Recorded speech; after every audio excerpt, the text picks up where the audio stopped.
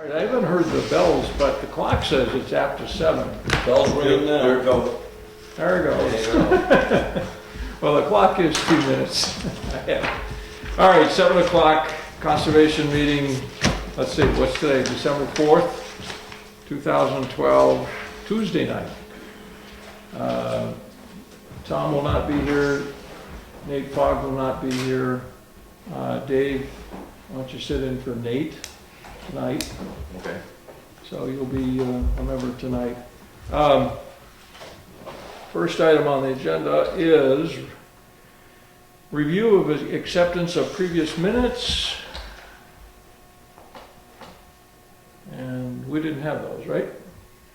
Well, they haven't been posted, they have been sent to you, Sent to- but we can do them another night. Yeah, we'll do that. We'll do that another night. I couldn't pull those up either. I think it's more than my computer's 1985. Well, this is not any newer than that, so. It's not newer than 1985? Not much. Why do you think we have the problems that we're having? Okay, second item, review of previously received permit applications not approved. Do we have any of those? We do not. None. Okay, review and update of committee activity, the Forest Committee. You and I spoke about that the other day. I was reading in the minutes. I spoke to Doug about it today as well. That you had mentioned that I hadn't contacted the board, but if one recalls right, it was the board that was going to call me and set up a date when they were going to go out, and I was going to flag the lines out there. Okay, Having not heard from the board, I have not flagged the lines. You tell me a day you want to go out, and I'll make sure the lines are flagged. okay. I'm gonna have to look at my calendar. I actually have been working on weekends a little bit. I think what we'll try to do is set a time, like, say, 10 o'clock on Saturday. It'll give you a couple hours to go do your chores, things you have to do for your wife and so forth, and then This Saturday? some Saturday. I have to check and see. I just wanted to. You want more than a few days? No, I don't mind. I want to make sure if we were planning on this one, I would. Well, what I'll do, what I would usually do on that is I'll look at my calendar. If it's okay, I put it out on email. And then if I get a couple people that say they can't make it, we'll scrap it, pick another date. Yep. If I don't get a lot of people that can't make it, then that'll be it. And if we do it more than 3 days ahead, that'll give me time to, And if I have a problem, I'll email you back and say. Worst case scenario, are you And I would available? remind you that when I flag, it'll be flagging what the tax map shows as the boundaries. Yeah. It does not necessarily mean that they are the boundaries.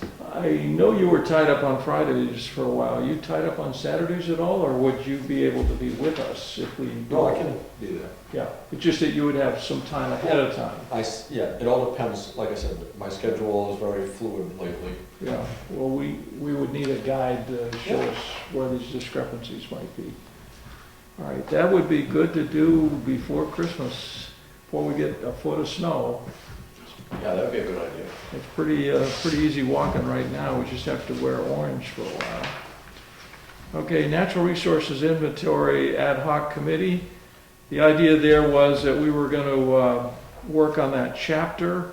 The first step would be to get some citizen input. We had some people that requested to be included from the public, and we wanted to have some of our members meet outside of these meeting hours, maybe again on a Saturday or something. We could look at what we want to do in terms of that. That's also going to segue down to our inventory budget line. Let me just take that out of order. The Natural Resource Inventory budget line, we had a proposal for $8,500 from Forest Bell Associates. The plan was to see if the planning board would encumber money from what's left in their professional service budget line this year. The chairman did not choose to sign the proposal for the reason that it did not include 100% of what was included in their $11,500 proposal. They cut 3 things. 4 meetings were cut to 3 with our boards and committees. that we wanted to have a lot of public interface with this group of professionals. Second thing was the GPS field verification. If you look on these maps, there might be slight distortions that might actually have Level Lake and Great East Lake 10 feet different from their actual locations. The field verification would involve going out to specific points so that the aerial photographs, maps, and so forth could be corrected to a greater accuracy. Probably not real important for our natural resource inventory. So that was about $1,000. The other part was $1,500, which was the same as every other proposal we had. The $1,500 was to actually sit down and do the natural resource chapter. The debate at the planning board was that that could be done by Mike Garpy. I mentioned that Forrest Bell's Associates was about the same hourly rate, but planning board seemed to be leaning toward having Mike do the entire chapter. In any event, no money was encumbered, so right now we have nothing. Skipping down to the... Excuse me. Yes, go ahead. On that point, it was clear to me, watching the meeting, that the planning board unanimously said they wanted the whole deal for $8,500. Yes. And Forrest Bell was sitting there, their representatives were sitting there when that was voted on. And Correct. I don't understand why they walked away from that table without that in mind. It seems like a big hubbub now, a letdown, but if they heard the planning board's decision, why didn't they right then and there say, we're not gonna do everything on this scope for $8,500? And why, again, wasn't all 4 of the bidders given the opportunity to do the entire scope of the work for $8,500? I think the answers to that are, one, in order to make it less confusing and not have 4 bidders in a room, which would have encumbered the process of planning, we narrowed it down to 1 recommendation. Forrest Bell was recommended on the basis they did previous work in Wakefield. And one of our members made that recommendation, and that's what was voted on at this table. The reason that the 2 people that were at the planning board meeting did not address the issue of the $8,500 is because they do not have the authority to negotiate prices. They are employees for Forrest Bell. It's his business. They took the message back to him to see what they could do. They did mention to me that they didn't think that he would be interested in doing a project that would be losing money. So if they had come back with 100% of what was to be done for that price, maybe they would have been losing money. Well, apparently, Forrest Bell, who is the principal and boss of that company, did not want to do that. So they trimmed things they thought they could trim. So maybe it was destined to be defeated right at the planning board meeting, but it was. It was defeated. It was an exercise that in futility. So, Excuse me, Dave. yeah. During the MRI's report, they had mentioned our opportunity for our GIS system to really be used. It's not used to its capacity at this point. It just might be something, because as we spoke before, a lot of these plans that are desired for this NRI report could be gained from this program. And maybe it's an opportune time for the town to look into getting somebody or some buddies involved in learning this system. I think Cindy has got some talent with it. I'm sure Arthur probably has some talent with it. And maybe if somebody from this group wanted to get involved, I heard Mr. Fogg mentioning at the last meeting that we should do more of this ourselves. So maybe if he wants to get involved, he could learn the GIS and save the community some money. As you probably realize, at one point a few years ago, the budget committee took up the question. I think that the town had maybe 4 licenses for 4 computers, And the question at the budget committee was, why pay for 4 licenses if you don't have 4 people that know how to do it? I think it has come down to this building having just 2 people who know how to do anything with it. So, Well, just because you have 2 licenses doesn't mean you have to have 2 people. You could have 2 licenses and you could have multiple people, in my opinion, using the same computer.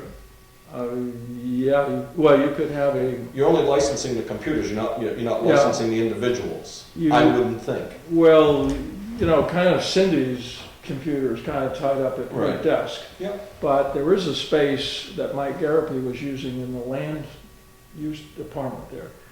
If that computer at that empty desk had the license, anybody could sit there and use it.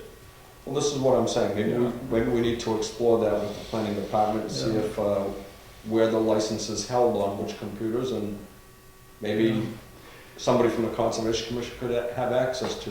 Yeah, I guess one frustration I have is that Arthur had a laptop and it was taken to be given to some other entity. And laptops are extremely powerful and capable, and they're portable. And 10 years ago, I had a tax assessing professional put his laptop on the trunk of his car on my property with a cell phone card. I mean, this is old technology. This is at least 10 years ago. The gentleman now has passed away. And he was able to access the files in his office and make updates and corrections out in the field on the trunk of a car running on battery. I With a can do that laptop. with my cell phone now. Yeah. That's true. Well, this was like 10, 12 years ago. And I often thought that, you know, instead of having desktops on desks, you know, Arthur particularly could use a laptop in the field. And it seems like we ought to always be moving, you know, I could see Cindy it being a desktop, but I could see the fact that if we're getting another computer, I would definitely lean toward things that are a little portable. You can move them from room to room or desk to desk. Easier. All right, so let's, yes, Back to the exercise of futility. yes. Is it too late to address the $8,500 expenditure approved by the planning board to the other 3 bidders? Is it within our time constraints or whatever? It seems like we have a little more time now to do a few things. It's too late. It's too late. Is that your decision, or is that? The Tuesday, Teresa said that in order to encumber the funds, the deadline was the end of November, and that week, Friday, was the last day of November. But she actually told me she needed to have a contract by Wednesday. So the Tuesday that contract came in, there were no more planning board hearings. It was that day or nothing. It's too late to encumber money at this point. You had mentioned that 2 meetings ago, and that was one of the reasons for going with the one contractor, to avoid the confusion and to streamline it, to make sure that we were able to access that money, which was encumbered in previous years to do exactly what it was not appropriated for. It's kind of by the board now. So that brings us to the budget line. So we have one more shot at doing something next year. We have no professional services line in our budget. Our budget is relatively spare, and it wouldn't allow for this type of professional work. The next budget meeting for the town is a week from last night, next Monday the 10th. If the board so wishes, one of us could go in and make a presentation about adding a professional service budget line for our budget and putting a sum of money, asking for a sum of money in it to do the inventory, which we are obliged to do. If we did that, we would avoid the situation. We might remember that the selectmen had no professional service line. They wanted to hire some MRI people last year. So they took some surplus money in which they have a right to shift around, but they had to spend it out of the planning board line because they were the only ones who had a professional services line. So we could, if we did this project and we didn't need to do it again and again, we could just put a dollar in the line and keep it open. But it would give us something that on the occasion where we needed to hire people, we'd have a budget line. Ralph?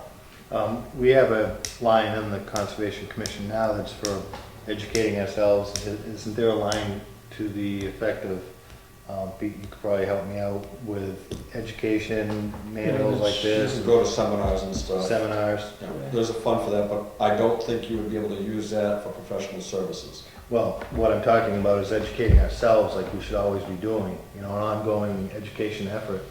And perhaps if, with education, we become somewhat semi-qualified to provide the town the thing that maybe this commission is charged with the duty of doing. It seems as though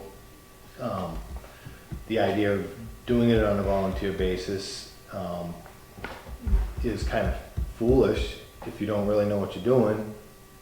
With an education line in our budget, why is it getting turned back into the operating budget when it's not expended? And we really should be taking the time, making the effort to be educated. I think, if I can speak to that for just a minute, I think one of the problems you find with that, Ralph, is, again, the membership on a board like this is very fluid. Not only that, your people are volunteers. And as you know, you had a time frame where you weren't able to attend meetings for about 6 months or so. Whatever it was, I'm just throwing a number out there. It's like myself, I didn't attend for about 8 months now because of the easement that was going on. You don't have a consistency, and therefore it's like it never gets done, because it's always, this one's gonna do it, and then either this member leaves the committee, or has something going on, or has now got a job that interferes with the scheduling of getting in here. So you don't have, you know, to pay somebody, or to hire, or to pay to educate somebody is a grand idea as far as learning the basics of this committee.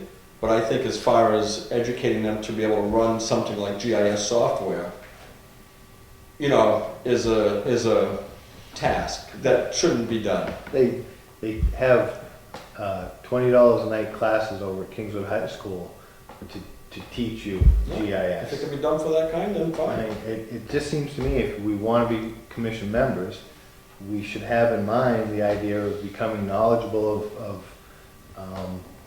easements, the deals that we have to, you know, I mean, if we don't know what RSA 36 says, and we don't realize over the course of 1988 to this date is how many, 30-something years?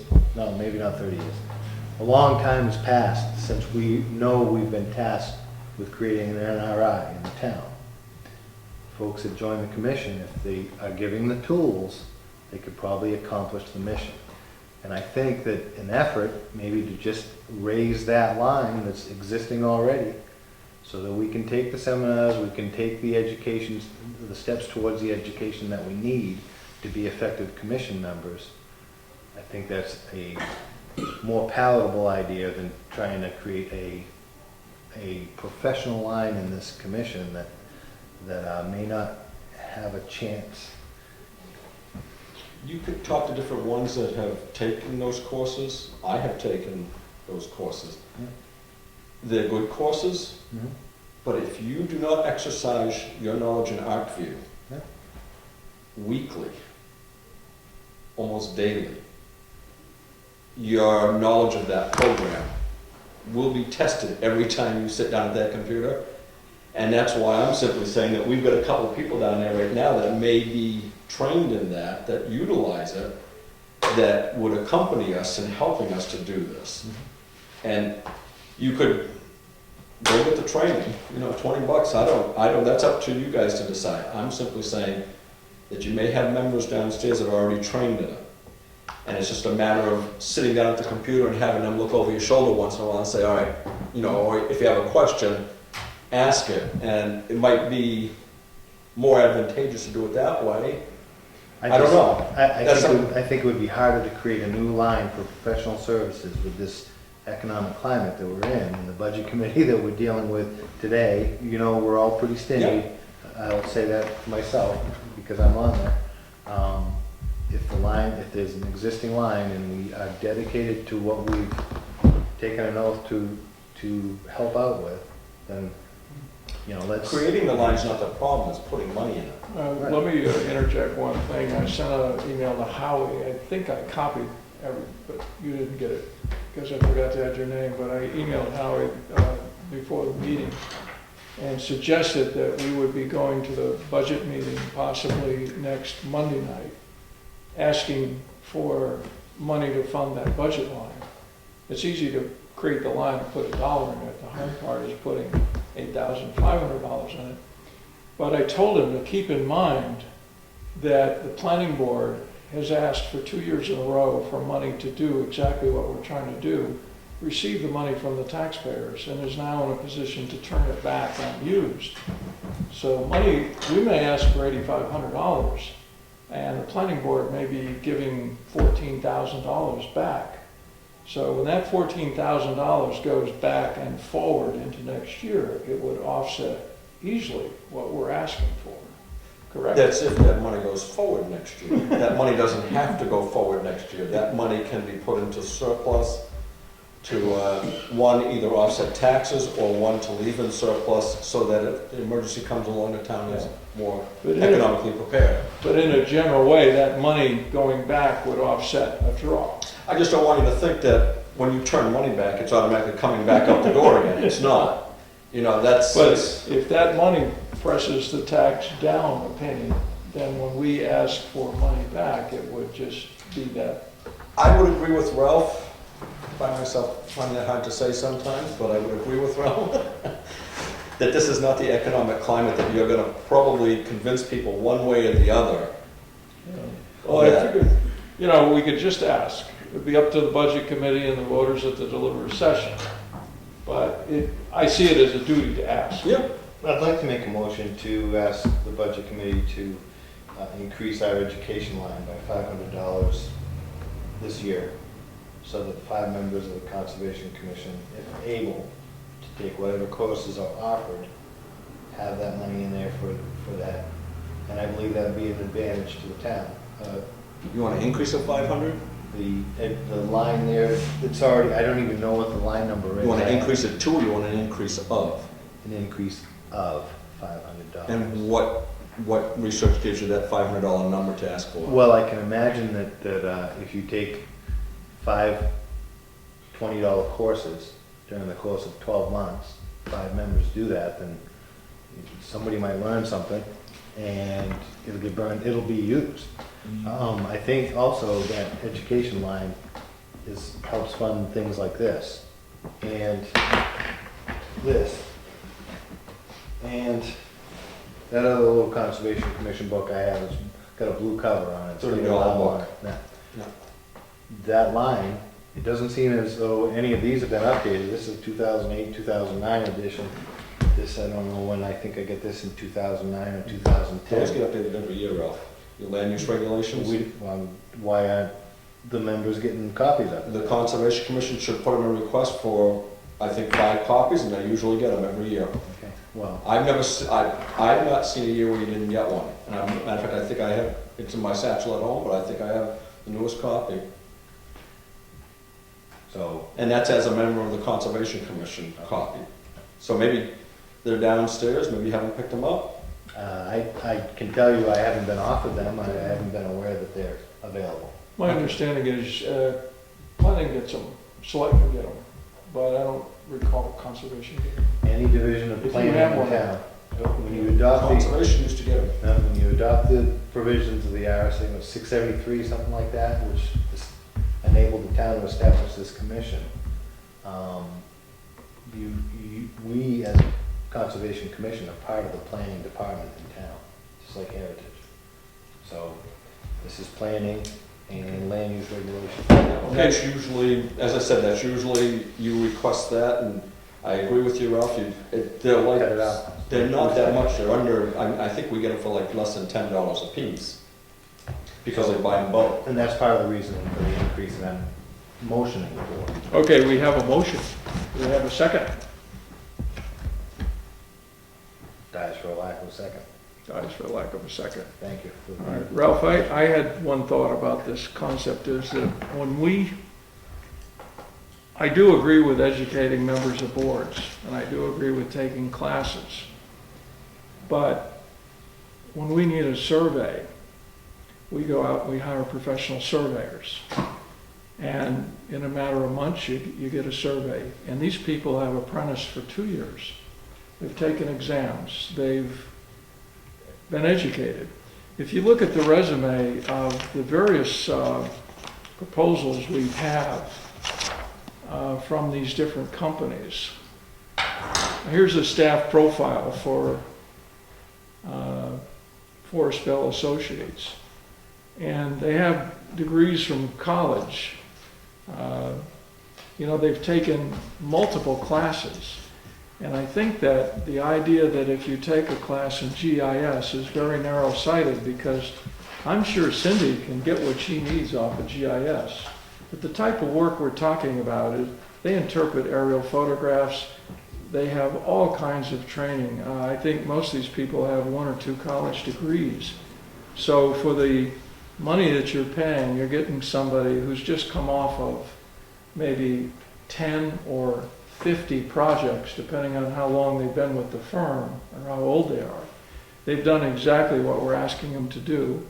They've got college educations, background in wildlife and wetlands and forestry and you name it. And they're highly qualified people in order to get hired by these firms. And for us to achieve that type of qualifications, you're looking at maybe a 10-year project if the individual who set off on that journey was still here and still a member of the board at that time. And I'm thinking that sometimes, I'm a guy who tries to fix his own car, but I tell you, the way they are today, I don't open the hood. Take it right to the expert, he hooks it up to a computer, and I stand there and watch.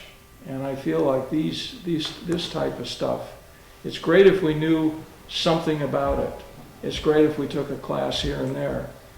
But trying to do these type of reports, the town of Moultonborough wanted a master plan. They engaged a professional company to do it. They paid $75,000. In about 8 months, they have a master plan about that thick, color photographs, maps. You can find it online quite easily. It is the model for how to do one. $75,000. I think Wakefield has taken a long wandering path. In the end, they'll probably have less of a product and spend more money than just going straight to some outfit like that. Ralph? Not to be long-winded, but one thing you forgot to suggest these folks have is experience. And I think they have as much experience as anybody could ever hope to have to provide these services. But what I think I hear you saying is the board members or the commission members here don't need to have that experience because it's easier to spend the money and give it to the professionals. And I disagree with that. I think we do need to have the education, giving you the experience to provide the same service at the savings to the town. Good. I think you're all getting lost in the complexity of this. And it doesn't have to be as complex as we're making it out to be. This is the NRI chapter for the master plan.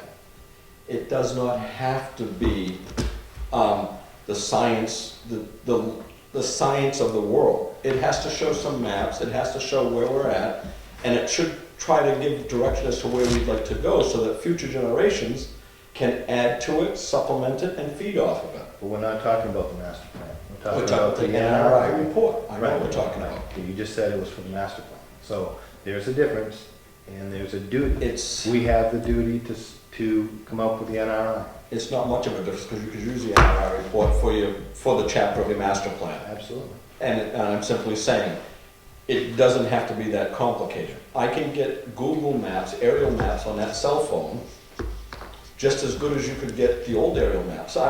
Dave, I agree with you, technology has changed. To our advantage. It's become like Google Earth has simplified aerial photography, and you can zoom in on anything, get that information, get nice color photos, and you can get these maps that you see on the wall over here from Stratford Regional Planning or from GIS, Yeah, just one technical point is Google Maps are made with visible light, so you see trees as green. The state flew the entire state of New Hampshire with infrared photography. The purpose of infrared is that it is more technical in terms of what they can take off of it, because wet photographs black. Infrared light does not reflect off the water, any wet puddles or wetlands or whatever. It's absorbed, so they're totally black. So the type of photography and the photo interpretation they're using is a little more technical. But anyway, I think we could go on for a while about this, but what I'm going to suggest is maybe we have enough information to decide the question. Do we want to go to the budget committee and ask for a budget line with a sum of money? And we need, if we decide to do that, we need to decide what the sum of money would be to ask for at the budget meeting next Saturday. That's the question. So I'm waiting to hear some, I think I know what you're going to say. Well, Briefly. No 20-minute discussion, you have to cut it down just briefly. I appreciate that. Okay. I just find myself in an embarrassing situation where, because of my lack of information, I acted in a certain direction at this level, and it's led to confusion and anger in town. And I think if we take the time and money that's allotted by the town to be more educated, again, it is simple. It's taking the time, opening the book, reading it. It's not anything more than being interested enough in our duties here to do the right thing by being knowledgeable. That's all I have to say. Dave, you haven't said anything? Well, I'm trying to absorb all of this. It seems to me that, I know that the Conservation Commission is really charged with doing this inventory. It's part of one of the things that we need to do, or should do, or are supposed to do. I understand what Ralph is saying about let's educate ourselves and do it, but I don't think we can. I don't think we have the amount of time and maybe the total expertise to be able to do it all and do it well. So we have to decide what we want. We can do a half whatever plan, or we can at least try to get some money to fund it and do it. And maybe there's a way to break this into more than one piece based on the budget conditions that we have and the whole economy. But maybe we can do a piece each year and we come up with a 2, 3, 4 year plan, whatever the case may be, to accomplish this. The idea is to get it done effectively. And as much as I'd like to say, I'd like to learn all of this and I'd like to see this town map in various layers, and conservation have at least one, if not 2 or 3 layers, depending on what our criteria might be, and see the conservation land that we currently have on a layer, but also see it color-coded so we know who funded what and who really owns it from the standpoint of the easement, and put the easement in place. And the more I learn in the last couple of weeks in looking at this, the more complex it seems to be. Because there's no one agency that's usually involved. I see a list from Moose Mountain Greenways has done a phenomenal job in pulling this stuff together, and not just in Wakefield, but Milton and Farmington, and God knows where else. But I also see other names coupled with them on some projects. So I guess I started making a list. And we probably have, I'm going off on a tangent, I'll come right back. I've got about 9, is it 9? At least 8 right now that myself as a neophyte have been able to identify as agencies that participate in this, that put some funds in. And I'm sure there are more. So it becomes pretty complicated. I had a request from Dave, who's been trying to get a map of the conservation areas, and they do have one downstairs, and I have an 11 by 17, but what it really is a land use map. And Peter, you were there, we all stood around this table and Mike was there and we colored in those areas, but they all have the same colors, just being conservation. There's no differentiation whether it's town-owned or, you know, what, one is for soils, one is Now, I just development rights and so forth. I just want to clarify, because you seem to have been talking more about conservation easements than the NRI inventory when you were Well, I speaking. got off on a tangent on that, and to bring it back, the whole point of that tangent was that it's very complex. When I get over on this side and looking at the easements, it's very complicated. Now, if we're talking a whole natural resources inventory, that in itself is kind of complex. And I'd like to learn an awful lot, but I'm thinking that, But the you know, natural resource inventory, not to interrupt you, doesn't have, as I said, it doesn't have to be that complex. More or less, you could pretty much get away with saying how much land mass you have in water bodies, how much you have in current use, how much you have in forested land, how much is developed. Right now, I think it's more important just to get the base of this started, and that's why I'm saying I didn't think it had to be that complex, is once you get the baseline done, then you can develop, the tree can develop branches along the way. And that's when it becomes more complex because you start getting more spread out and involved in more detail. That's my, you know, how I was seeing that. well, I think maybe I'm saying somewhat Yep, similar yep, in saying that if we looked at phases, exactly. Phases. But- and realize that, Ralph, we can't do it all. All right? No, I mean, we're making simple project to somebody that knows what they're doing. It's rocket science to us, because we have no comprehension on how to do it. Somebody could turn around for very few dollars and a little bit of time and put a baseline together for us. And then we can decide by looking at other plans how we want to build it and at what speed or economically, how much money we want to spend. I don't make rockets, but I do make rocket launchers. And I think just the list of 8 sources that you were talking about, how long would it take for one of our commission members to go to each one of those 8 people and say, can you show me what you got? And get a copy of it. I'm working on that right now. That's getting the simple answer to our problem. Well, and It's not real complicated. Uh, It takes a little dedication. well, Let me comment on the phases part, that the next item is on the agenda is master plan. And I think the consensus in talking with Teresa was that if we do the natural resource inventory, then the planning board is primarily responsible for the master plan with our assistance. So in terms of phases, if we can get phase 1, which is the natural resource inventory, is the basis by which to draw the master plan. So we don't really have to consider that as our primary responsibility. We can assist with it. What kills a plan like this is like what killed it years ago when we started working on it, 12 years ago, 13 years ago, whenever I was on this commission, is when you make it overwhelming. And that's why I'm simply saying, you know, as we agree, a simplified base map, a few maps, get it started, get the ball rolling, and then let that tree grow and let the branches start spreading out, and it'll evolve. It doesn't have to be evolved right off the bat. The first decision might be whether we're going to do it ourselves or whether we're going to engage professionals. I would suggest that the proposal we had for 8,500 was whittled down to about half of what we started with. We started with an example book that was about that thick. I would suggest that perhaps the $8,500 proposal, I describe it as bare bones, but maybe that would fit within the criteria of professional, but something to start with that could be added to later.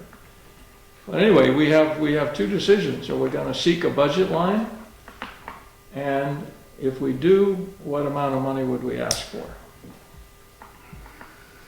How long, once the professionals are done, and they put the ink on the paper and they put the paper in front of the in front of the board or the commission,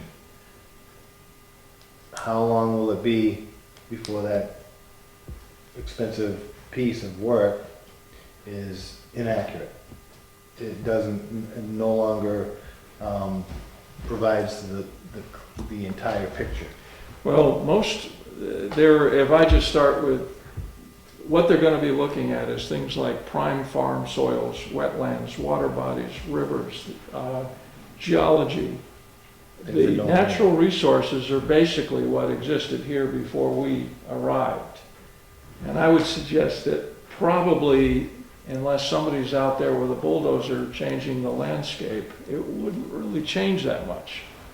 Because we're looking at things that have been here for thousands of years. And the only thing I can think that dramatically changed that is when we started building dams and raising water bodies. That was a significant change. You know, when Pine River Pond appeared and Blue Lake, that was pretty significant. And I would suggest that these natural resources, aside from that aspect, don't really change that much. Even if you let an agricultural field grow back into trees, the soils, the de-rocking, and the soil quality is still there. All right, back to the question. We still have to decide, are we going to go for a budget line? And if we do, what kind of money would we ask for? And I'm gonna abstain from both of these. You Because I may have to make a decision You later on lucky about guy. that, so. Yeah, that's true. Actually, I mean, if I speak in front of the budget committee, my habit, whether it's cemetery or conservation, is if I make a presentation, I abstain from that vote. Let me ask a question, if I may. Originally, you had a proposal for $11,500, if I remember correctly. And then the planning board wanted it pared down and wanted the same plan or the same,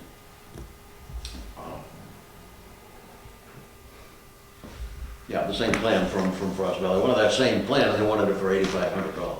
Right. Right. There's a piece of that plan that was going to be the chapter of the master plan, as I understood you, and if I also understood you, felt that the planning board wanted to do that, have their person do that that's doing the master plan. Am I correct in that? All right, so if we took that out, that was a $1,500 piece, if I remember correctly. Yeah. And that was very consistent through the four proposals were within just a few bills of $1,500. Well, if we broke it down and made a proposal, all right, so the planning board's gonna take care of that piece, that leaves us with $10,000 from the 11.5. Right. So for the $10,000, we have another $1,000 that was the GPS field verification. Correct. Then we probably had some other pieces. There was, the other main thing was, there was 4 meetings originally with our committees and boards, and they cut that down to 3 meetings. And that brought it down to $8,500. Okay. I guess what I'm leading up to is that if we made the proposal to do the whole thing, it would be $10,000. And that's probably not gonna fly, maybe because of the way the economy is, but you can ask and they're gonna say no. Or they might say no. But we should have 2, 3, 4 different fallback positions of, this is what we wanna do as the town. We could accomplish this over 3 to 5 years if you're only gonna give us X. I mean, is there a way to break it down? This is, you weren't around when we were doing this. This is the 8,500, and the tasks were outlined. This is actually the original tasks. They had, these are the descriptions of the tasks of the original one, and what you have in your hand is how it was cut down to the 8,500, so that the tasks are defined there. Sometimes when you go to the budget committee, they do the trimming for you. Well, I understand that, but at least we know where we were getting trimmed to if it was reasonable. The other facet is, if we look at each line item, if you put this over a number of years, you've got some inflation. This isn't gonna be combined all at one time, so each line item is gonna cost a little bit more to do probably, and when they're separated out. The problem is if you're, and correct me if I'm wrong, please, if you're thinking that if we do this over 5 years and we divide that 10,000 out over 5 years for $2,000 a year, the problem with that is if we did create a line professional services, you couldn't put that $10,000 in there and carry it year after year, you'd have to spend it. So if you only put 2,000 in there, you'd have to, I think, Well, it'd have to be funded every year. exactly. I You'd have to bring this- understand, I okay, understand okay, I that. just didn't know if, And I'm just throwing this out as just another facet or another alternative to look at. I'm new.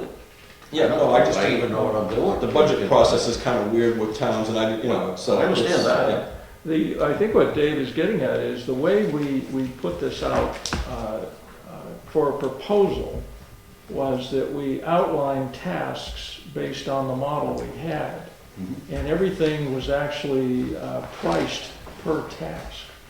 So you see 5 items or 4 items, and they broke it down. So, of course, the initial assessment, and to basically what we call scoping out the project, that's like doing nothing except just gathering information to more or less mobilize and do the first task.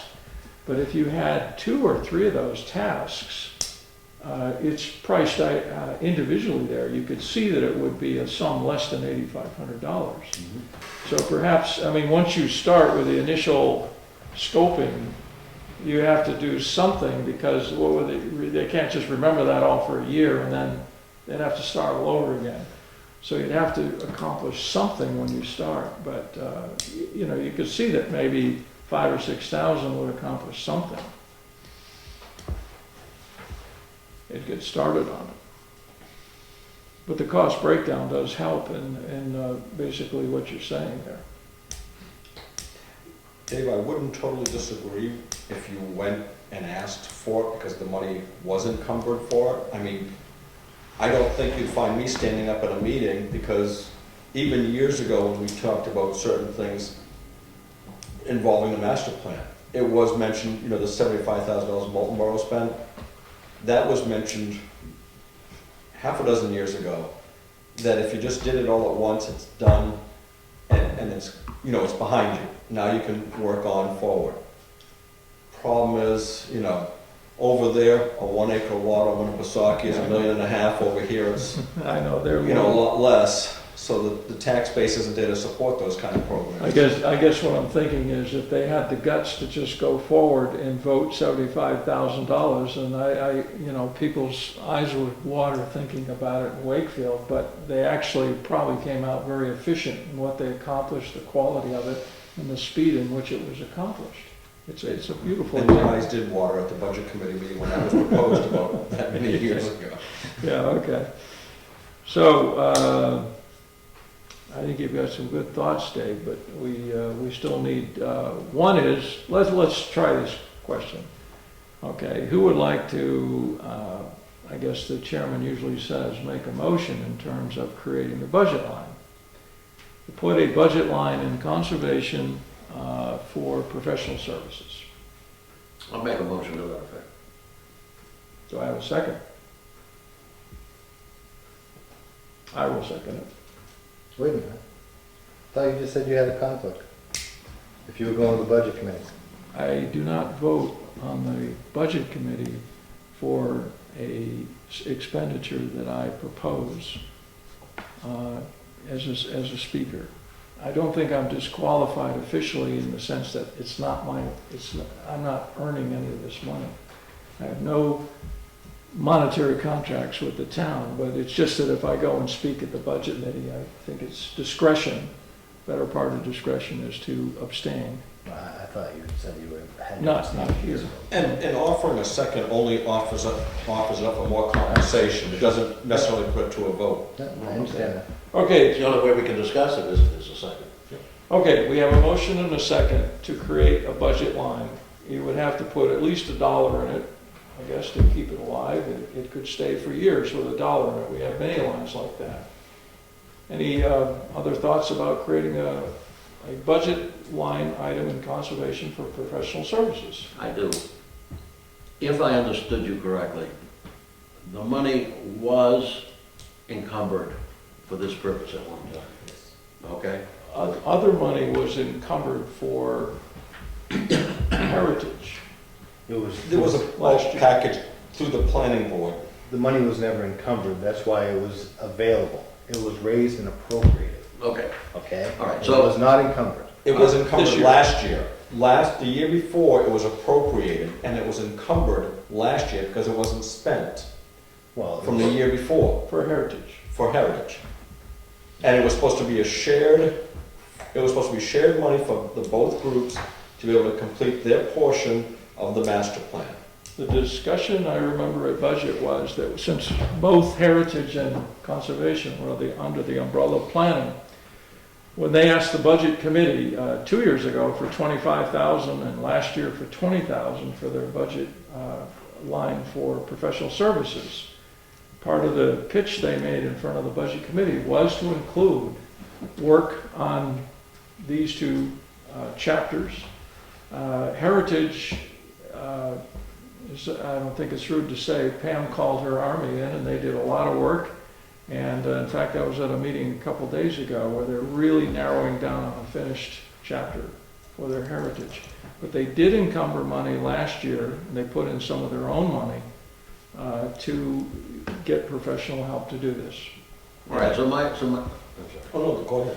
So my point is that if the money was there and didn't get used, and it's our responsibility to do this natural resources inventory, then why can't we ask for that line item, professional services, for this purpose?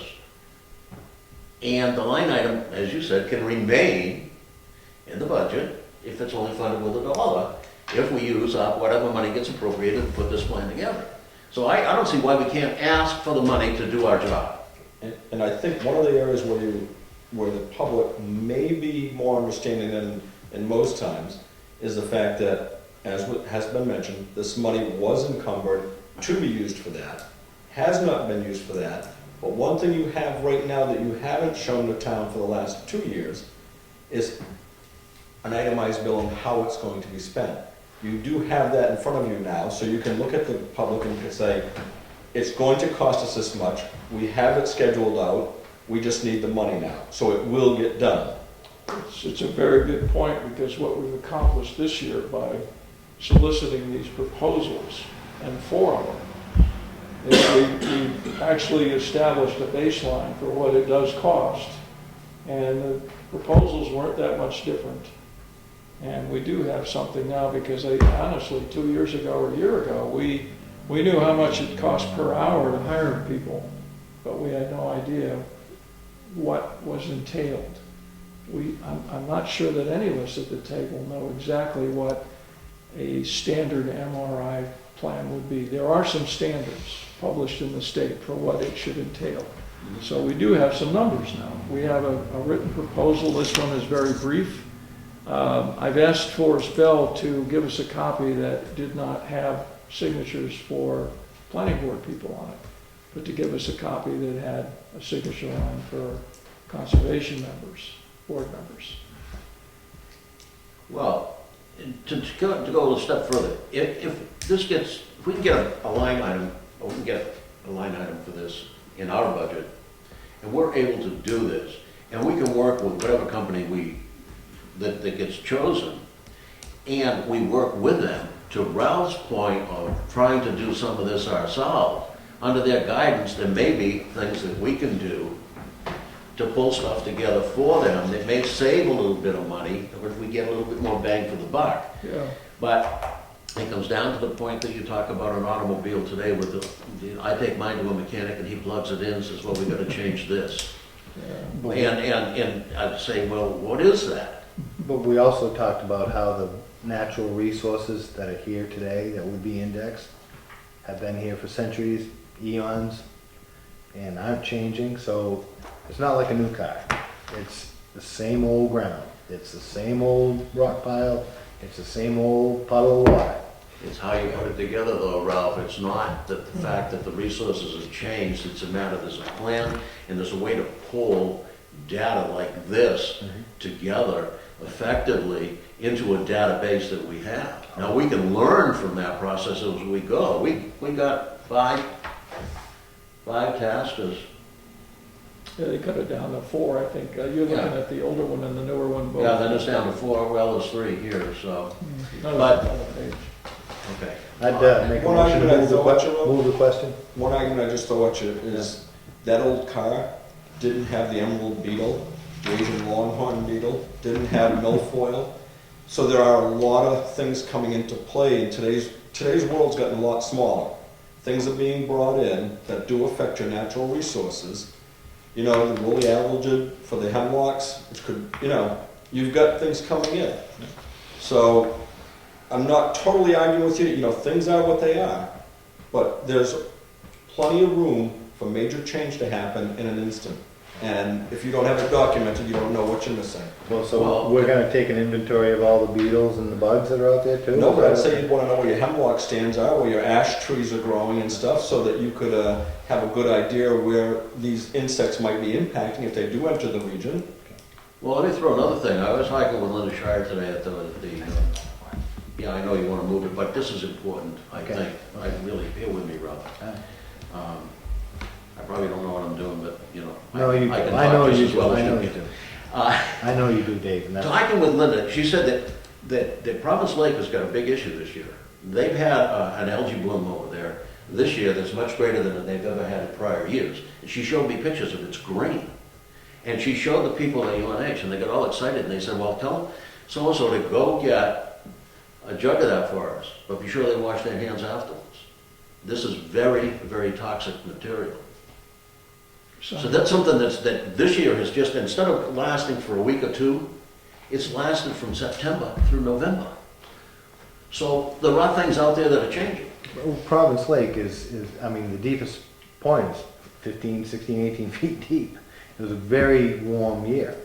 You know, a lot of the stuff that we're talking about, when AWWA steps up there and tells you how important it is very important to maintain water quality. I agree with that. But we're experiencing an earth that's been warming up for 25,000 years or more. You know, when there was 3 miles of ice over us right now, we should have been talking about global warming back then. Yeah, but there's a lot of things happening ecologically around these bodies of water that shouldn't be happening because stuff is outdated and leaching into the water. But let's move on. The point is, my motion was to create a line item, go ask the budget committee for it. The worst thing they can do is say, no, we can work at something that's in pieces if we need to accomplish this, but our goal is to do an inventory. And I don't care. I don't think any of us are qualified to do that. I will do every bit I can. And I'm retired, so I've got extra time. Let me point out one thing that Ralph has been advocating, citizen involvement, and be on our agenda here, Natural Resources Inventory Ad Hoc Committee. Along with these highly trained technical experts, we've always had the idea that the people that are in this town, paying the taxes and driving our roads, need to have an input in terms of what we are really looking for with this inventory. And the ad hoc committee would be open, as we've voted in the past, to include anyone from the community. And Linda Shire had volunteered, and Pam Judge wanted to be on it. So there's many people beyond this committee that would like to be involved, and I think their importance can't be understated, because you know, they're the ones that enjoy this environment we have. Ralph? Well, I know I said move the question, but to Dave's point, task number 3, for the small fee of $1,840, prepare base maps. In less than 2 minutes, I can walk over there, that floodplain map of Wakefield, New Hampshire, pull the 4 tacks off the thing, put it on this table, and it's a base map. It's prepared, it's right there and right in front of you. I can do just about everything that's here. Excellent, then we got. I make a motion that we make Ralph and Jack to be in the private. I'll second that motion. I have a question. We'd like it completed in 2 When are you gonna weeks. do it? Would you do all this for free? I would do all this as much as I could for free. And anything that was beyond my ability, I would let you know. And Okay. if you wanted to spend $8,500 on the rest of it, which may be prepare draft and final report. Spend all the money you want. Do you think, I just wonder, when you said it's that easy, What day is your base map day? I did it in jest, but I'm gonna remove my motion for that, just so it's not on record. what I'm wondering is, if it is that easy, I've heard over and over again, that any fifth grader can go to the computer and unload this base map and take it down the, quickie print and have a big map printed, and that's all we need. And I'm thinking to myself, if that's true, these people we're dealing with are crooks. They're offering to take all of our money like this to do something any fifth grader could do from Paul's school. And so I think we have to consider, are these people, That's where you are right now. I can zoom in on it if you want. We probably should move the motion in the second before we get Well, way far. I think that we've got a completely divergent view between going out, finding proposals from professional people that have done this for 50 towns, and on the other hand, we're basically calling them crooks. This is all we need right here. I never called If anybody. they're charging us $8,500 for this, I think we I should said there's a have, map right there. I said, I'll show you where you are right now. I think I should be calling the Attorney General and reporting these people as thieves. They didn't steal from us yet. So, well, they've stolen from a lot of towns if it's that easy. So either we're extremely smart that we're not gonna get robbed like the other 50 towns that hired them, or we're extremely ignorant, we really don't know what we're talking I about. think basically what it amounts to, Dave, is we have to decide what level We need of sophistication we want this report. Can it be simplified? Can it be a simple? We need to move the question. That's what we need to do. When that was stated, that should have been happening. If we don't have a professional service line, That's why you vote on it. And And we- move the question, you vote on that issue. I'm Let's gonna get say that that no one will be here No, talking to us no. about this. I'd like to ask the people that do these proposals some of these questions. I'd like to have them explain why they can do it better for Ralph and why they are worth $1,800 and this man is willing to do it for free. But I don't think I'll get them in here and ask this question unless we have the money to actually hire them. You know, it was a while ago, and I still want to move the question. Can we vote on that question, please? Okay, we'll vote on that question. I think Ralph is serious now about going to the question. All right, all those, we have a motion to create a budget line, correct me if I'm wrong, to create a budget line for professional services within our budget. Yes. Okay, that's what you You seconded. I seconded it. Okay, all those in favor? Aye. Aye. All those opposed? Aye. Abstaining? Okay. No majority. Yeah, that's a majority of the quorum. You win by majority. Simple majority. 2-1. We don't need three? Huh? We don't need three and No, a five the member majority board? of the quorum that's established. So it passes? Don't look at me. Don't be I just surprised, kicked the Dave. bits. Well, I don't know, I have Let been me a just- chairman for 10 years, so Go back to the history of our commission what do here. you say? Is two enough? We We have, all- It's not. I think it fails. We all placed a vote, right? The entire group placed a vote. My vote was to abstain because of my conflict as a selectman. There's still a Then you majority. had your vote there. so it's 2-1. just a majority of the voting members. You can call LGC, but I would think that it's okay. Okay. I don't, I I'm mean, not gonna as swear much as to I it, hate but- to say it's not You would good, agree? I have to agree that Okay, you have a it passed. quorum, you have a Okay. majority of the quorum. So I will ask if you guys are okay with the chairman going to the budget committee? Does anyone else want to do that? Okay, by default, I will go and I will address the budget committee and I'll ask for a budget line. What we get is up to the budget committee and also it could be adjusted in the deliberative session. The second part of this is what would we ask for? How much money would we ask for professional services for the purpose of doing the natural resource inventory, which would then give us a basis to do a chapter? Well, the $8,500 is a good place to start. That money's been appropriated before, but never encumbered, I guess, or at least we never got to use it. It was encumbered, it was just never used. Right. So let's give us, it's our responsibility to do it, give us the money to do it, rather than appropriate it and put it someplace else and it falls away. Actually, that's a good point, because the money that was taken from the taxpayers last year will flow back to do who knows what. And it did have a purpose when the budget was approved and voted. It had a purpose to do this work for Heritage and us. Is that a motion? Yes.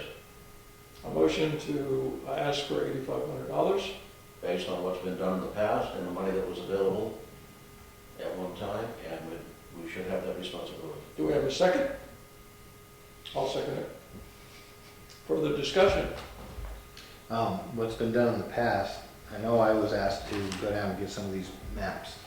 And I provided this commission with, I believe, 3 maps. A base map, a zoning map like that, and a floodplain map on a smaller scale.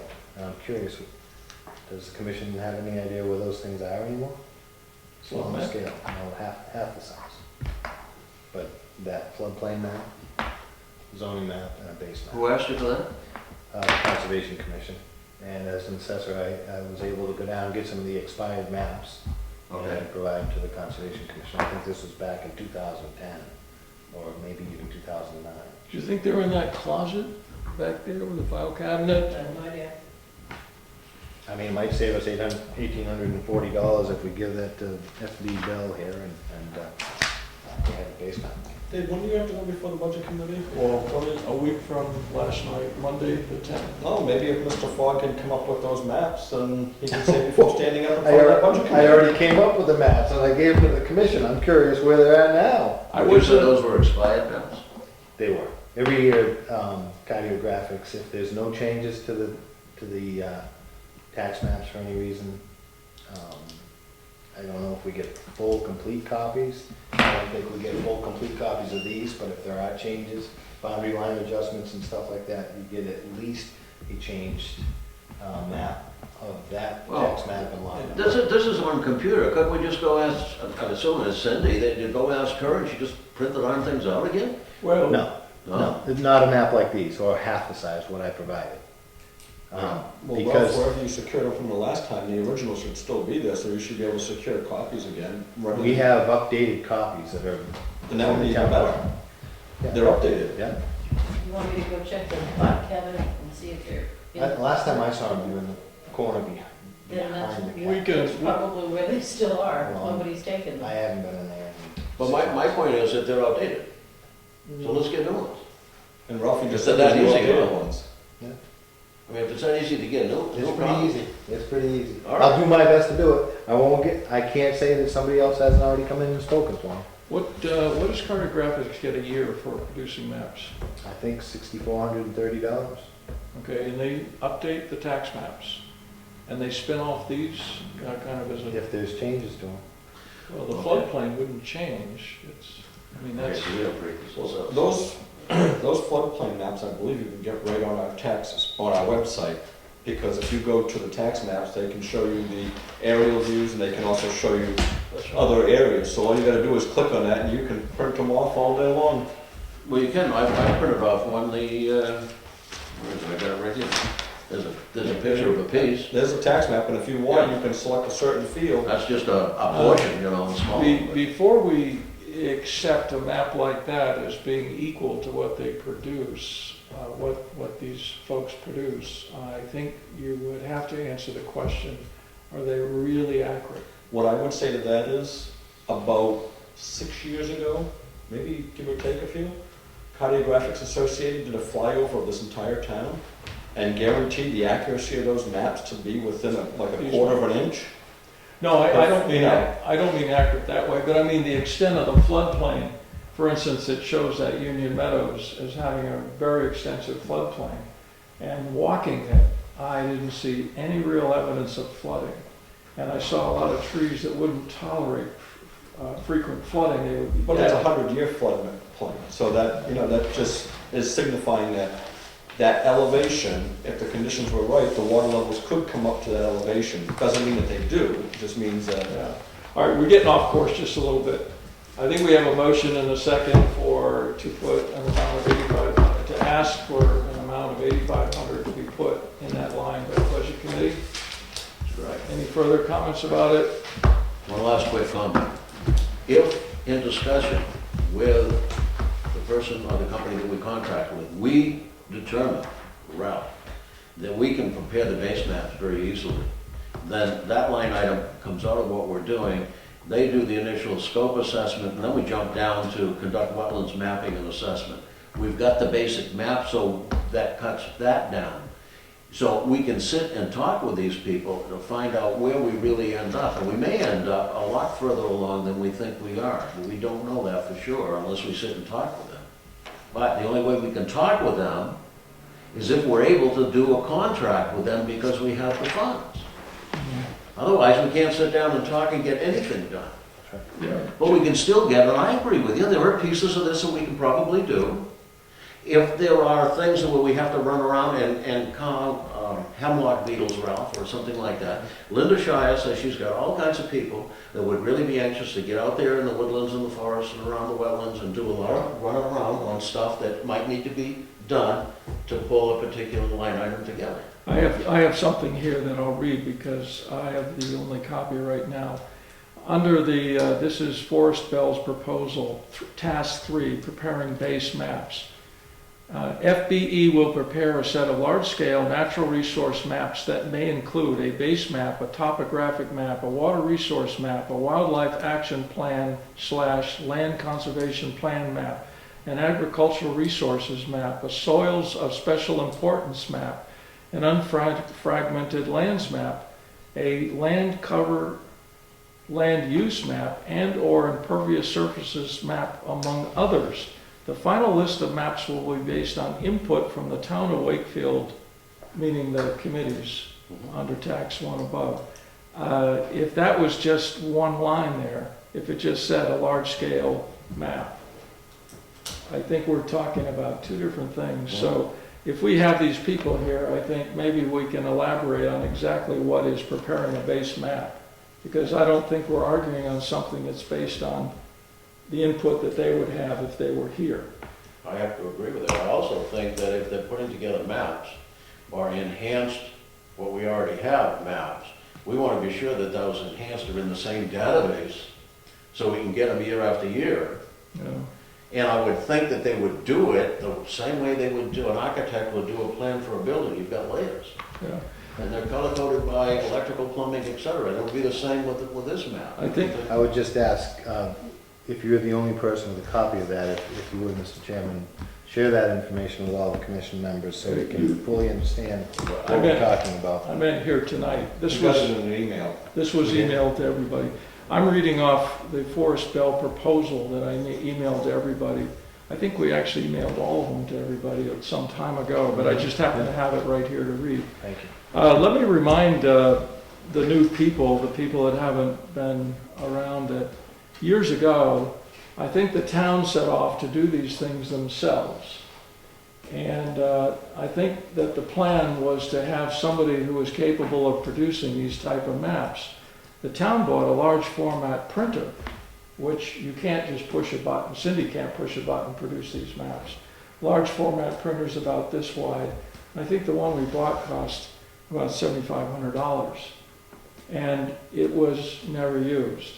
And the reason was because you need the computer, you need the program, you need the expert to run the program in the computer.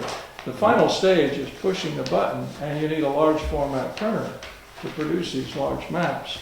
If they tried to do that, and none were ever done, perhaps that's evidence that, you know, what Einstein said, if you do the same thing and expect different results, it's a definition of insanity.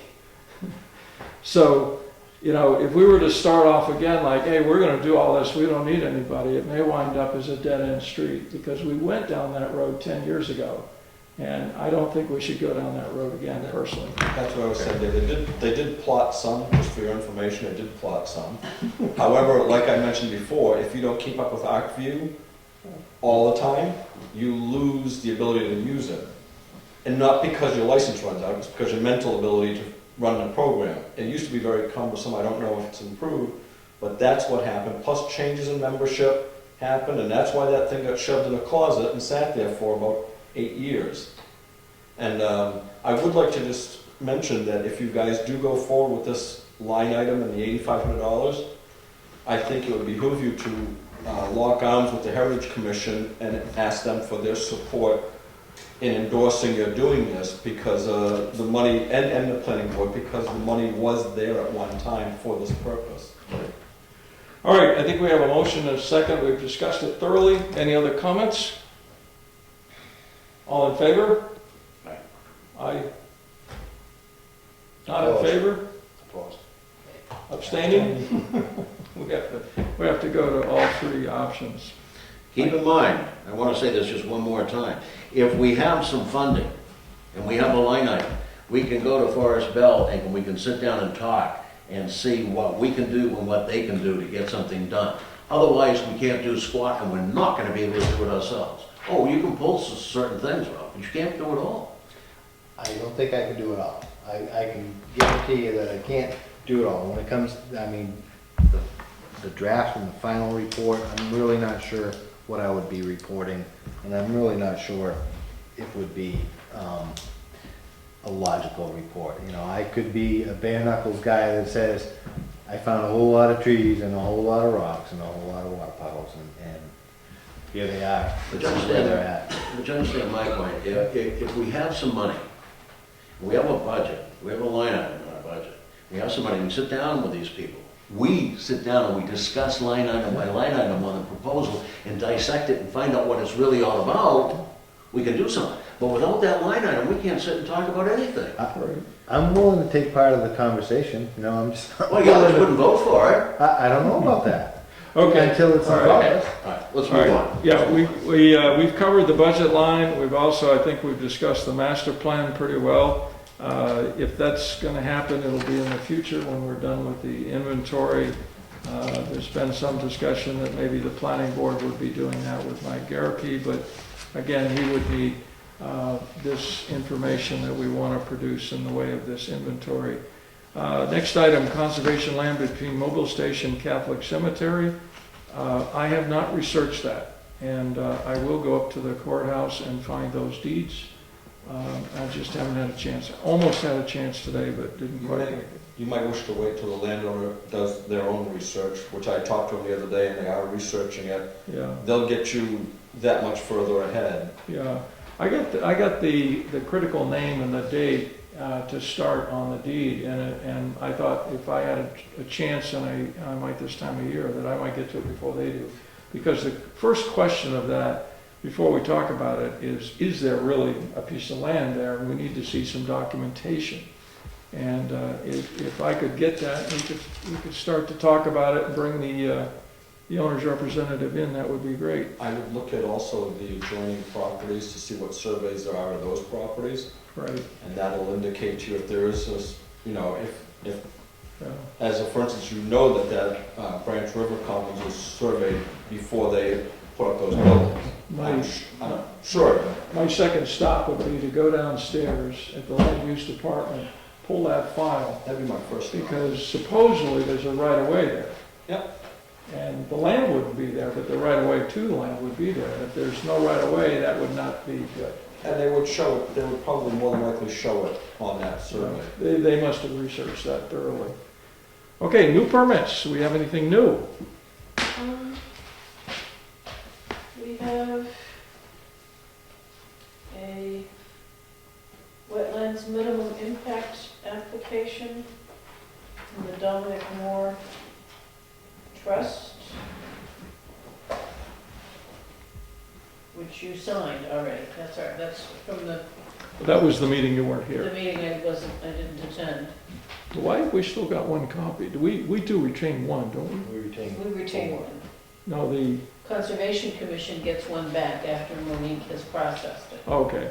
That's what both of these are, because the other one is the Stephen Carmelo application, which would have been the other one you dealt with last week. Okay, let me mention at this point that there was a letter of, a letter of complaint by a Wakefield residents that went to the state. And the letter stated that they came in to look at the plan. They are an abutter of one of the ones that we reviewed, not these two, one previously. And he said that he came to the town and looked, asked the clerk, and went to the building department seeking the application with the plan, and did not find a plan. I got that letter in the mailbox last week. I went to the clerk's office. They couldn't find a copy of the application. I went downstairs, and it wouldn't be normally filed at the building department. It would be with the land use department. And within 1 minute, that secretary came up with that application and that plan. So either the person went to the wrong, but I think that that secretary was covering both sides of the room at that time. So whichever way that person had gone, she would have directed him to the right department and found that plan within a minute, like she did for me.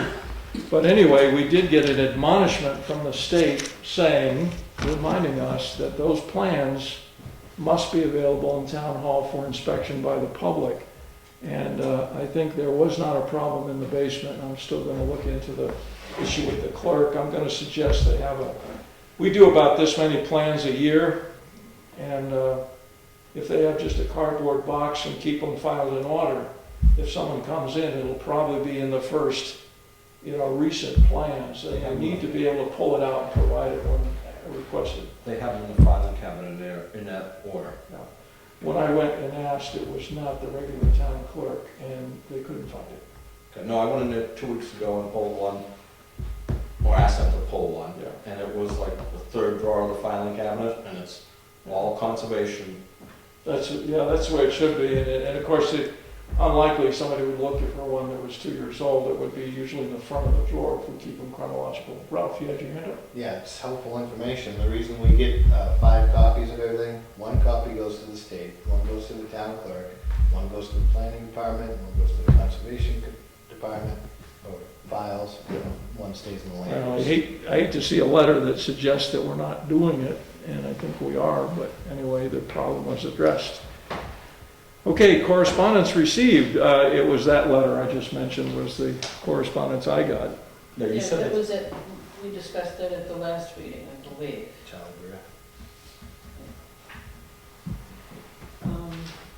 Excuse me for a minute. You said that that letter was addressed, but was it responded to?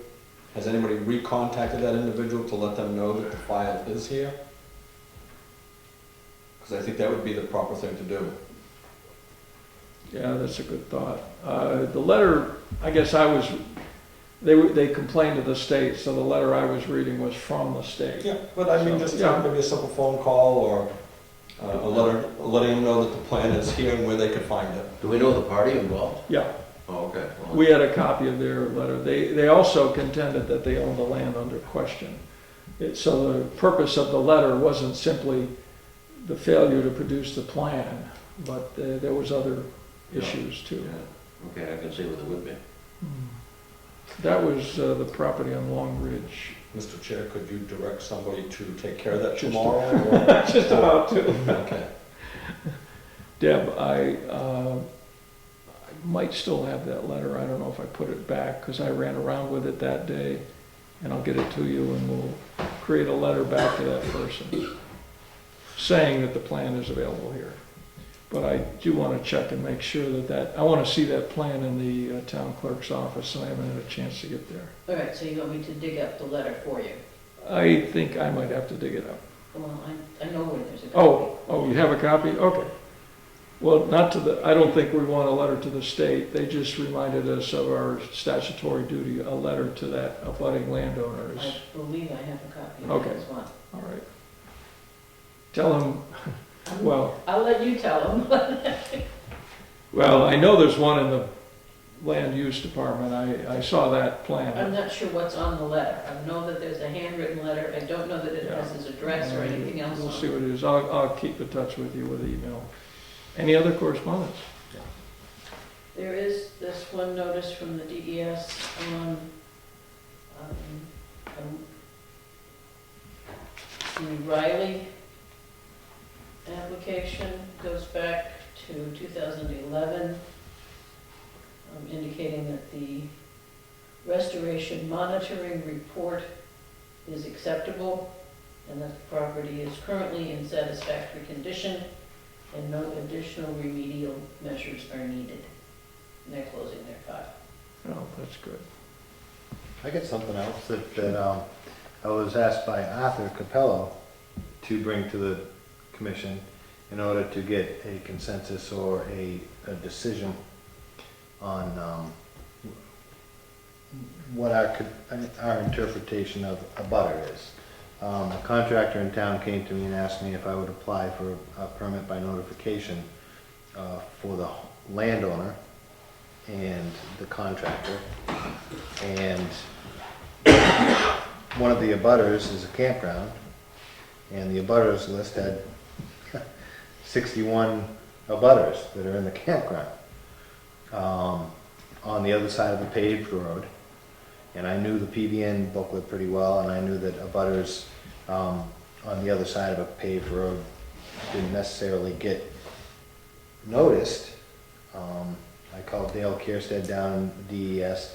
He went over it with me, emailed this out to me, which is the same writing in the pamphlet that is issued with the PBN application instructions and stuff like that. My take on it is, if you're outside that 100-foot zone and you're not along the shoreline, you don't need to be notified. If the camp owner is notified and all of the abutters are only owning cabins or trailers or whatever. They're on leased land? The property itself is owned by one person, Right. and the people pay taxes on their property that is located The out trailer. there. Right. Trailers, modulars, stuff like that. Yeah. Nothing's on the shoreline. So the amount of money that I'm charging for the permit is much less than certified letters to 61 different abutters. That would really add up. I tell you, I had the occasion to, Before you move on, I don't understand where we're going here, but This is Arthur minutes. Capello asked me to clarify this, and it should be in the minutes. Well, I'm not saying it wouldn't be, I don't understand what you're saying. Well, What do you want what is an abutter? this is the I can give you this copy. Okay, That's the general definition of a butter, but I think the town has a 100-foot guideline for the town. And the town's definition, a town can be more stringent but cannot be less stringent. Yeah. So if you're in that particular town, you have to follow their rules and regulations. So I guess in turn, I would say, did you follow the town's rules and regulations? Well, that's the reason why I was talking to Arthur. You know, I brought this to Arthur's attention, and he agrees with Dale Kierstead that if it's, well, number one, if it's on the other side of a paved road, it's not considered an abutter, which all of these camps are, but they are within that 100-foot. Now, the wetlands ordinance defines it as an abutter on the other side of a paved road doesn't need to be notified. So Arthur agrees with me, but he did ask me to go to the Conservation Commission and get their take on it, because this is a Conservation Commission issue, according to Arthur Capello. the only thing I can add to that is somewhere in my business, I came across a decision that was, let's say you're working right next to Mechawanik Village, and the answer was real simple. You got 200 condominium owners, and this had to do with condominium. All you had to do was notify the association, one letter. It's not your job to notify every single condominium owner within that association. It was the association's job to notify every member if they wanted to. Because, I mean, imagine that, you're sitting next to a 200-unit condominium, and you're gonna do registered letters to each one? Can't imagine it did it. Not 200, but I'll tell you, when I was asked the same thing, it was notify them all, that's what the town told me. They printed me up a list, and I brought it back, and it was the same, it was a campground situation, and it had to be, send them all up, because that's what the town wanted me to do. That's not necessarily what the state wanted, That's right. but the town overrides the state when it comes to more stringent rules. Yeah, So this sounds to me more like a planning board issue, because the planning board and the zoning is, they're the ones who created that 100-foot yeah. definition. So it sounds to me like if you've got a question about that, that's where it ought to be brought to, or Arthur ought to be able to reasonably answer it, saying the intent of this is 100 feet, not excluding roads, or 100 feet. You know, it should be defined. And Arthur should be able to do that for you, I would think. Well, Arthur gave me his take on what I presented him. But you just said Arthur agrees with Dale and that the Right. road doesn't matter. No. Dale Kierstead's position is that because there's a paved road, the wetland stipulations, you don't need to notify those people. The town says if it's within 100 feet, Right. you do need to notify them. No mention of a paved road. So Arthur agreed with this from the DES, but he did ask for me to bring it to the Conservation Commission. But it's not us, it's the zoning board. That, Then that's. and Arthur should know that if you ask me. I mean, that's my personal take on it. So the recommendation from the Conservation Commission would be, from what I think I hear, unless there's a, you know, other consensus otherwise, take it to some other board. I would think, some, planning board. That would be my opinion. It's 2 out of 3, 3 I out would of think 3. so, yeah. Perfect. I'm not gonna vote on it because it's my business. But wouldn't it have to go to a board that has the authority to make rules, which the Conservation Commission does not? Right. That's why I'm saying this is the I wrong just form to do- I bring just- this up. Covering my bases, I talked to Arthur. I'm just and- thinking, Yeah, that's all. I like the way you think. We have to follow the rules that the town sets out. That's what our charter is, that's the And you board. guys can't make any. We don't make them, we just, Right. But we can, no, that's your copy. we don't even uphold them. We just make people aware of the Right. rules when possible. Okay, we're down to liaison activity. I'll start with that. At the selectmen's meeting last Wednesday, a petition was presented relative to the Union Meadows purchase. The petition had 60 signatures on it, more than 50 were valid. The petition has been reviewed and it passes legal muster. Therefore, the selectmen are legally required to not complete the purchase until after a vote in March. And they will have to compose a warrant article to put on the ballot. And the voters would, the warrant article would read much like the notice for public hearing. The public hearing was to convey a conservation easement, to accept grants, and to purchase the property. So it would be worded pretty much identical to the public notice for that. If the selectmen are legally bound not to close on that property until after a vote in March, it's possible that we could have different selectmen after the elections. Select person, depending on what happens on elections or who re-ups and so forth. But the bottom line is that we are now unable to complete the purchase and sale as promised. We started negotiating with this seller 2 years ago. We had a purchase and sale a year ago. We've asked for 3 extensions. The original purchase and sale, we had to put some kind of date so that the seller could feel like it wouldn't go on forever. The original date on the purchase and sale was last summer. We asked for an extension till October. We were somewhat derailed by someone not even in this town that delayed it for a while. We got delayed a little bit by the federal people in Massachusetts. The Governor's Council literally had the documents posed over the table on Tuesday, a Monday. No, let's see, I'm losing my days. Today is Tuesday. Last Thursday, Rich Cook was all set to give the Governor's Council the documents that would have released the money to Fish and Game. And that was pretty much the last hurdle. The rest was just a matter of the paperwork. There'd be signatures and all that. We were set to close in January.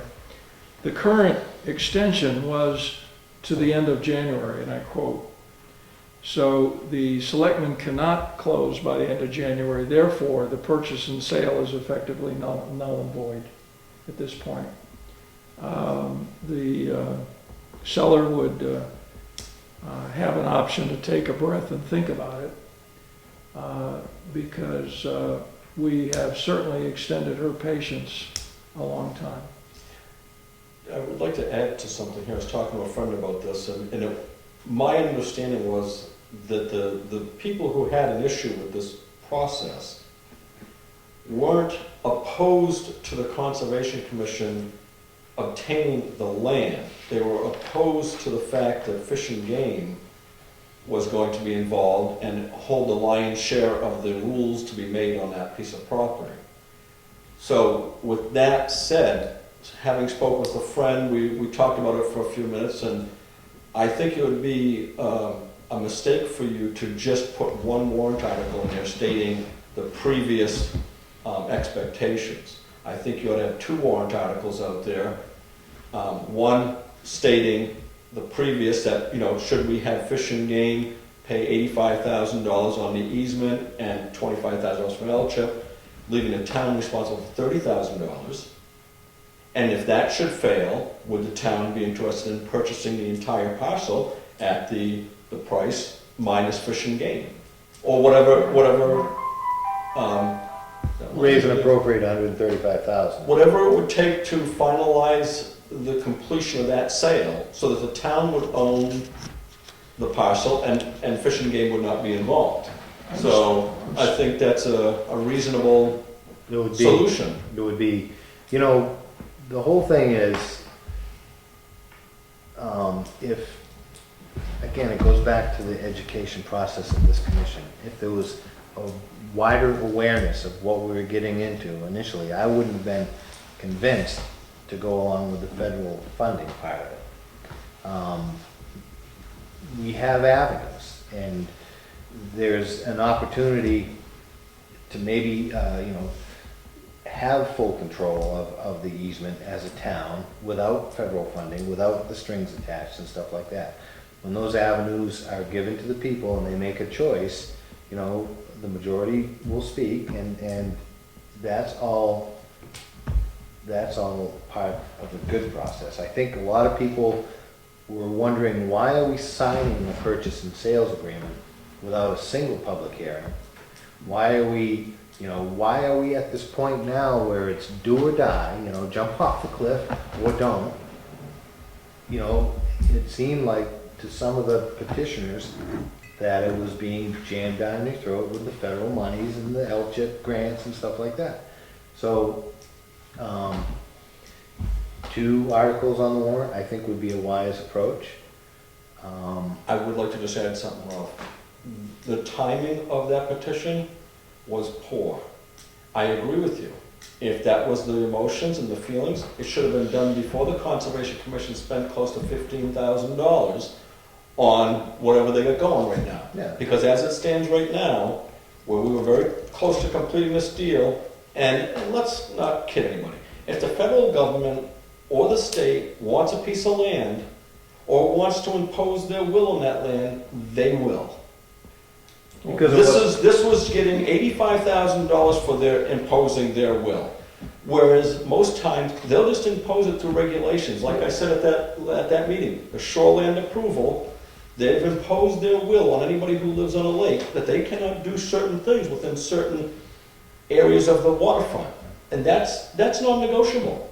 You know that, Ralph. only because it's been part of the plan that's, you know, But been the problem devised is that back in petition should have 87. been done a lot sooner before we waste it, because now, if somebody else walks in, if she decides not to sign up, you just wasted $15,000 or whatever the dollar amount was, $20,000 of the Conservation Commission's money and a year's worth of their time at trying to resolve this. So that's a huge waste. And I thought in the purchase and sales agreement, there was a part of that that stated upon approval of the hearings and all that stuff.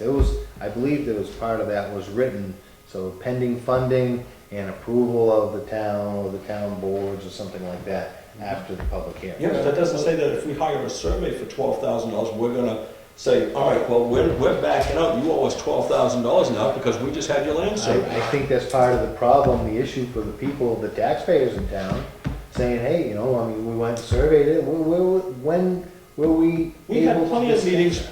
preceding I know those we decisions. did, I know we did. The selectmen had plenty of meetings preceding that, most of them were televised. Let me interject a couple things before you move away from some original concepts. Is one, there was a public hearing when the selectman, which was Mark Duffy at that time, Yeah. was on the board. This was a year ago. There was a public hearing when they signed the purchase and sale. I've asked some of these same questions to professional people who make a living with conservation easements and these things. And the answer is, one, when you look at the process, you have a chicken and egg problem. How could you go to the voters with a warrant article? One, you're not asking for any money, but two, you have no idea what the sales contract would be. You can ask a question for an undisclosed amount of money, we'd like to buy an acreage, we're not exactly sure how many acres, but we think we know where it is. That's not a question you can ask the voters and get an intelligent decision. So we sort of had to have a purchase and sale.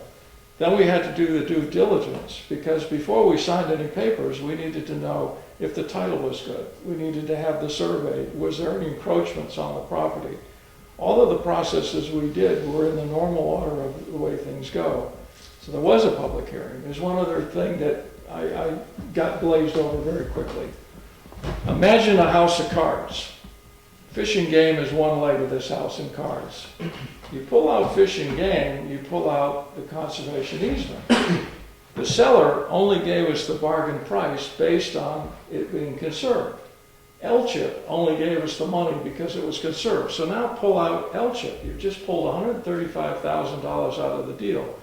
So now for the people that want total town control, you have to insert something in there in the way of a conservation easement, because the seller won't be on board as well as L-chip and fish and game. So now you're starting with a whole new deal with the seller.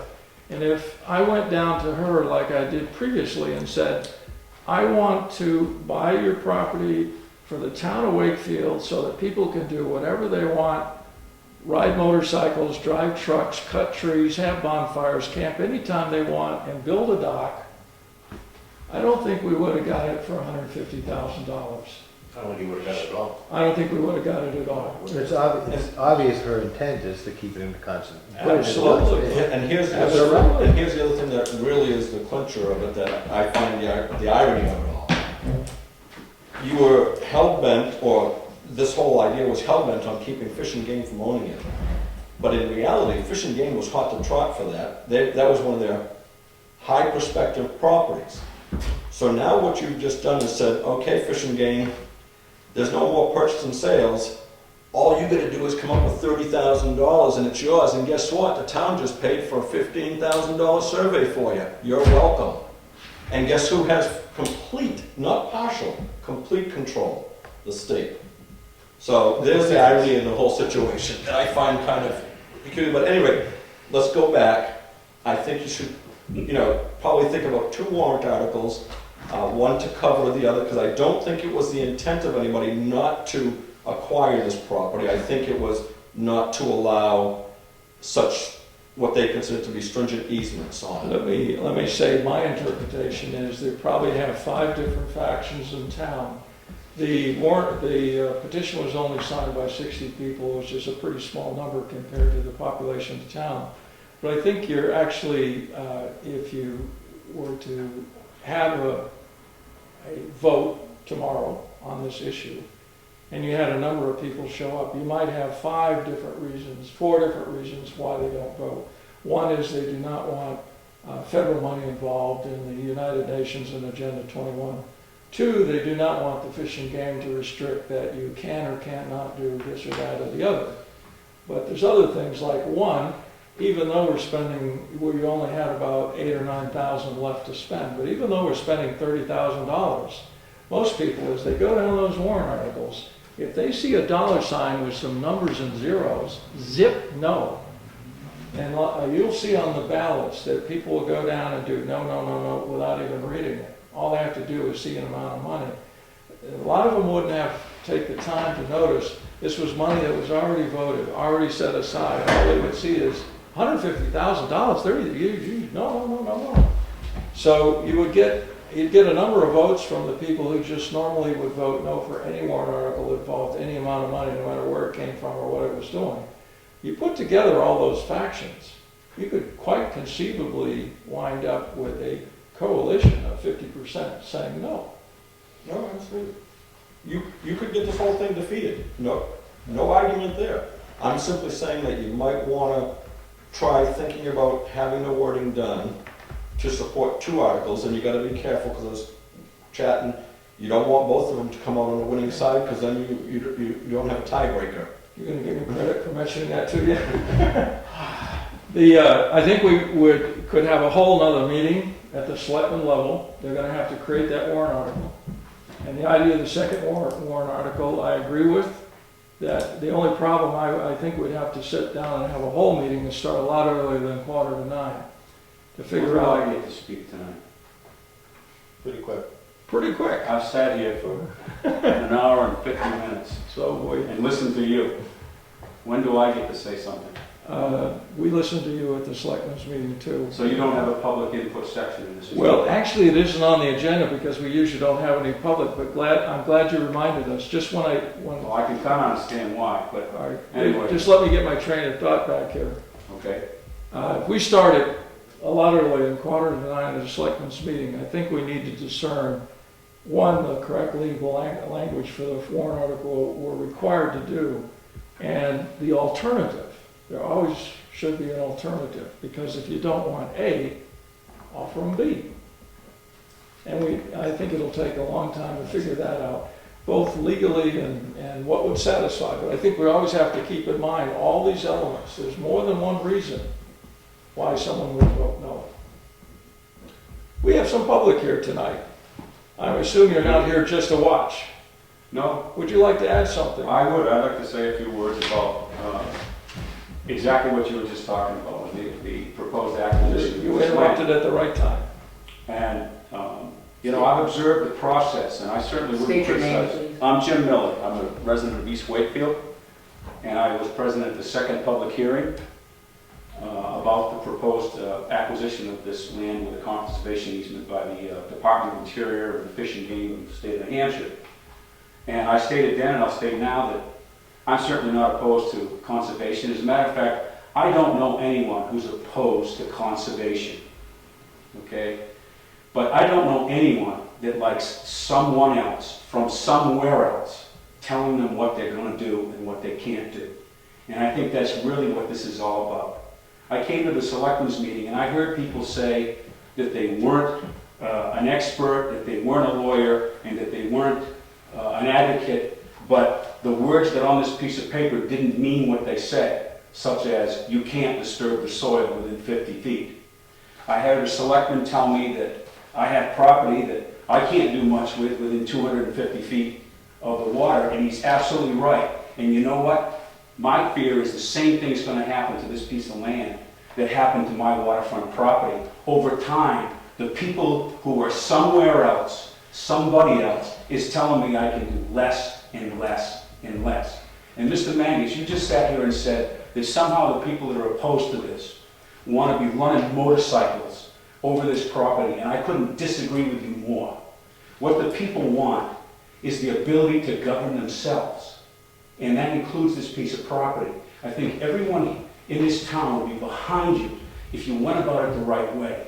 And I'm not criticizing you personally, but the public wasn't asked until 2 weeks ago to weigh in on this thing, even though the selectmen had signed a purchase and sale agreement months ago. The public wasn't told that this document gave total control of that piece of property to someone else, somewhere else, forever. Okay? So, I mean, that's what there are people that are worried about. Okay? We have the ability to govern ourselves, and we have the ability to keep that land conserved and remain pristine. But I'm not comfortable making an agreement that is binding on people that are not born yet. And that's what my issue is with this. And my question to all of you is the process is what was flawed, not what any one of you did. Your hearts are in the right place. I'm with you on the conservation portion of this. But you didn't involve the people as part of the process until the end. These public hearings were held 2 weeks ago. You know that, if I may refute a couple of these, you know that these meetings are public. This is the first meeting you've been to, and we've been discussing this for a year and a half. I understand There that. was a selectmen's meeting that was a public hearing when a purchase and sale was signed. They had to sign a purchase and sale when an offer was made and accepted. We didn't think that we could just go along with a handshake for a year and a half. The people that were providing the grants wouldn't accept that. One of the first things they wanted to know, where's your purchase and sale? Where's the price written on that? You wanted to see that document before we could move forward. Now, you talked about where, at the meeting, you mentioned two things. One, walking down the bank and leaving footprints. The language in there you say doesn't mean what it says. It says disturbing the soil. There is nobody that thinks that walking across that property is going to violate the terms of that agreement. What it means is, and I'll expand on it, if some town road agent decides 10 or 20 or 50 years from now that there's a lot of good sand in there, and he decides to go in and start excavating road sand, that's what they mean by disturbing the soil, and that's a violation of that. I disagree with that. The other part that was brought up was the idea that we would have to buy them another piece of land if they decided by themselves that they wanted one. If we did excavate that land and start mining soil, which is against that, it's true that since they gave us money to buy it and had a written document, if we violate that document, one of the provisions would be either they'd get their money back, or we would find another piece of undisturbed conservation land of equal quality and replace it. Because if the town of Wakefield owns it, and someday in the future they decide we're not going to buy our sand, we're just going to mine it from this property we own, that would be a violation of that. Third point, you say we have the right to govern ourselves. We have the right to govern ourselves in Wakefield and in Concord, in Washington. When I go to the polls, I vote for people for all those positions, Wakefield, Concord, and Washington. I'll tell you what I did last Sunday. I took my wife to Plum Island, Massachusetts. We walked on a beautiful sand spit after driving down about 12 miles of beautiful untouched sand dunes. There's a line right there. It's the most heavily developed piece of shorefront you can imagine. All of a sudden, right on that line, it stops. And everything from there to the point, which is miles of bird sanctuary, is totally untouched except for the road, a few fences and signs. I'm glad that somebody somewhere in Washington, Massachusetts, or wherever decided to conserve that piece of property. Yes, there would have been more taxes if they built houses all the way to the end of that point. And I'm sure there's people that would love to just build houses on every sand dune of our entire coastline. But I'm glad that they stopped at some point and gave me that. So we have people in Concord at Fish and Game. We have people in Washington that we elect. That's our control. That's our control by our representatives. And if you vote, you have that control at different levels. So a lot of things flawed in that argument. Well, I would just disagree one thing. I wish you told the people of Wakefield that for $85,000 you were proposing of giving away any control over that land forever. And you know what? I have more faith in the people of Wakefield than you do. Because I don't think anybody is ever going to go down there and disrupt the soil if we designate it a conservation area and we wish them to be careful of it. So I have more faith in them than you do. You would rather have somebody else taking care of it than the people that live right here. And I think that's what the issue is here. Jim, I'm wholeheartedly agreeing with you. It's not fun to have somebody else tell me what to do. And yes, the process may be flawed. And I thank you for recognizing that we're not the ones who've made the situation flawed. It's the way government works. Unfortunately, the way this, as Dave mentioned earlier, you have to follow certain steps and procedures. And that's what we're following. We automatically figure where we're being televised, and that the minutes are public and they're on the internet. And certainly, this has been, as Dave mentioned, this has been on the forefront for about a year and a half, whatever, that there was enough time in there. To be honest with you, the only ones I ever heard really talking about this were Steve, Ed, Ralph here in the meetings, and there may be one other person, I'm not sure. I never heard anybody on the outside, and I've talked to people about it. Never heard them roasting about it or saying, what's going on. So you do tend to walk through, if you're not getting any other feedback than what, the 3 or 4 people, you're thinking, okay, we're doing the right thing. Now, the problem with this was, in my opinion, yes, the situation, the procedure may seem flawed, and that should have been something to have been worked out later on. We should have continued on with this process and made sure that we secured that piece of property for future generations at this point, and then worked on the procedural problems later. Because, as anybody would have told you, this was really a gift. I mean, if you think about the way the monies were being, we were actually being paid $5,000 to take this 121 acres. So other people do have the right to kind of set the rules if they spent the money. I don't like the government telling me what to do. I deal with these shoreline rules that you and I talked about the last meeting all the time, and they get under my skin. But you have to follow them. And some of those shoreline rules already apply down there, because that is a water body. So, that 250 feet, and what I'm saying is, the state, I always liked when I first got on this Conservation Commission, everybody used to be trying to create regulations. There was a guy upstairs at a town meeting one time, at a deliberative session, that made the notion that we should create regulations that will force people to surrender their land rights, so to speak. And I told that gentleman, I stood up, I was on the budget committee, I told him, I said, you know what, my father fought in World War II against people with those thought patterns. And that's the truth. I don't like it. But you know what? This was a unique piece of property, and the way that we don't have the funding that we'd like to have, as far as, having that extra money to be able to say, all right, we're going to put this land on hold, and we can buy it ourselves. We have to rely upon others. The trust also, that trust that owns that property, has to seek the best financial. They're obligated to find the best situation for that land possible, because that's part of the obligation as a trust. So, that being said, this was a unique opportunity, and as we're finding out, these opportunities don't hang around long. That kind of piece of land, if it went on the market, I'm sure would get snapped up. Not if the seller wants to keep it in conservation. You don't know that, Ralph. I think I do, that's what. I don't think you do. Wait a presented minute, that. Ralph, I saw your hand. I think the fact that landowner is supposed to find the best opportunity for that land as being trustees is what matters. Now, we offered a good situation, and like I said, we're not able to raise that money just willy-nilly and get it.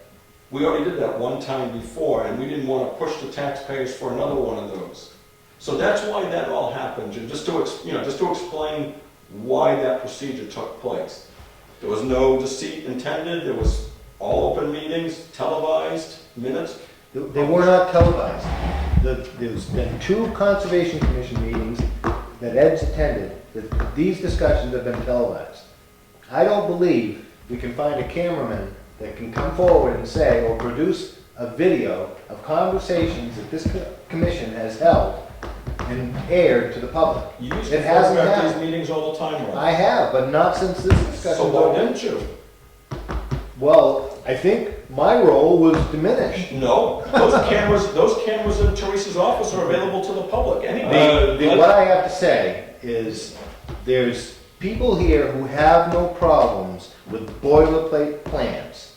And the boilerplate plan that we were going to sign on to is directed from the Agenda 21, that Dave himself has declared is okay.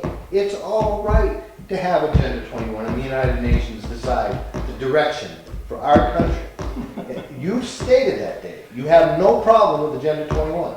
I stated, if it's my turn, Ed provided me information on that, and I think I went online and I looked it up, and this was a document from Rio in of the year 08, my Ed? 1992. 92, okay. As a science teacher and a graduate of the University of Maine, I have to confess that sustainability is something I've been teaching at school since 1981. And I can't imagine, I know this is a diversion, but I can't imagine somebody actually standing up and teaching that we would be better off to do unsustainable life. The fact is that these lights are on because somebody's shoving coal in a generator somewhere, and the coal is a finite source, and someday there will be no more because we make no more coal. You know, the coal companies would lead you to believe that when you pump out oil or coal from the ground, you are producing it. Well, the fact is, God produced it millions of years ago. We are destroying it. So it's unsustainable to live this way. So all of the principles I saw in Agenda 21 are based on scientific theories that no, we can't all drive SUVs for the next 1,000 generations because there will be no fuel to put in the tank. That's a scientific fact that educated people understand. It's God's science. Since it's my turn, let me put it this way. A lot of people's complaints, I don't say that everybody in Wakefield wants to ride a motorcycle down there. I said there's many different factions. But I have heard a faction that talked about access to the Union Meadows. I think that's a serious question that this board should address in the future. The fact is, there is a privately held peninsula right in the middle of Union Meadows that is beautiful. It's got water on 3 sides. Somebody lives there. I don't know the people who live there. But let's just imagine, decades ago, we had a conservation commission or some like-minded people in town who said, why doesn't the town buy this peninsula and make it into a park? We'll have some picnic tables here, a dock over there, and a place to launch a boat here. Wouldn't that solve the access problems that we have today? Wouldn't it be wonderful if that was set aside by someone with foresight decades ago, so that today, not only would the edges of the Union Meadows be not full of houses and docks and pontoon boats, but pristine like it is for wildlife. But wouldn't it be nice if you could go across the track and have a little park there where people could go, spend a few hours, have a picnic, go fishing? That would just be lovely. But it would have taken somebody to take that out of the private sector and set it aside for all the people in Wakefield forever, which is exactly what the conservation people are trying to do, is to set things aside for all the people forever, not for one privately owned individual. There's a lot of privately owned land, and that's fine. But once in a while, it's nice to take a piece and make it into a public park or something the public can use. And a lot of the complaints I heard would have been absolutely silent if we had an access to Union Meadows like that. Okay. I just think it's a shame that what has occurred has happened, and I support the conservation part. I do think that a lot of people maybe watching this are sitting there thinking, you know, there's so many things that we don't have a choice. But in this particular instance, we do have a choice. And we have a choice whether either to pay for this land out of our own pockets and retain local control of it as a conservation area, or we have a choice to let someone else take control of the conservation of it and receive money for that. And I think that that's what people need to And that's basically what you're talking about now with 2 warrant articles. But there lies the problem, Jim, and that's why I said we should have gone ahead with this one, regardless of that, because of this particular plot. But now, as David mentioned, we've exhausted 3 purchase and sales options on this property. This landowner is not obligated to us at any point. And as I said, you know, in the irony of this whole thing is, the one group that everybody was so concerned about keeping out of there has now got a lead to get in there and has a paid survey by this group.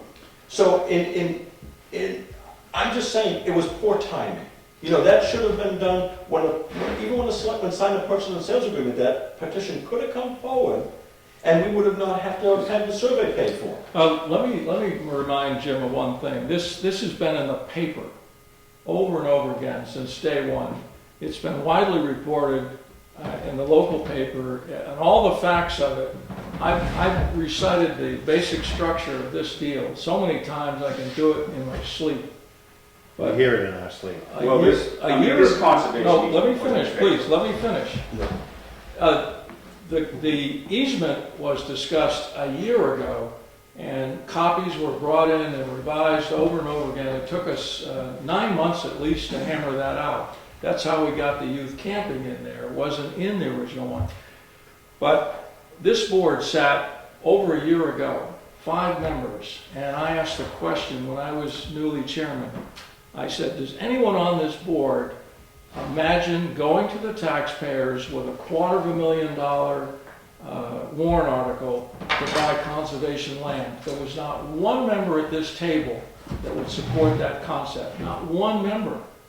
So now to say that we took the wrong path by involving these grants that depend on conservation, well, we would have had to have 5 different members on the board to find support to put a warrant article in this economy in front of these taxpayers to purchase land outright with tax money. David, I don't know if anyone still would agree with that. The problem is, some of us acted without all of the information in front of us. That's the problem that a lot of townspeople have with this whole thing. The information that should be able to be reviewed and read and understood wasn't provided to all of the members of this Conservation Commission. And I can tell you that it's frustrating as a commission member to think you're doing the right thing and to find out really it's not the right thing. If it wasn't boilerplate, something that Keith Fletcher sat there and said, it's boilerplate language. It doesn't, and you said, I got an email that, you know, it may say that in the document, but it doesn't really mean that. When you sign the document, that's the tool that they're going to take to the court and hold you accountable to.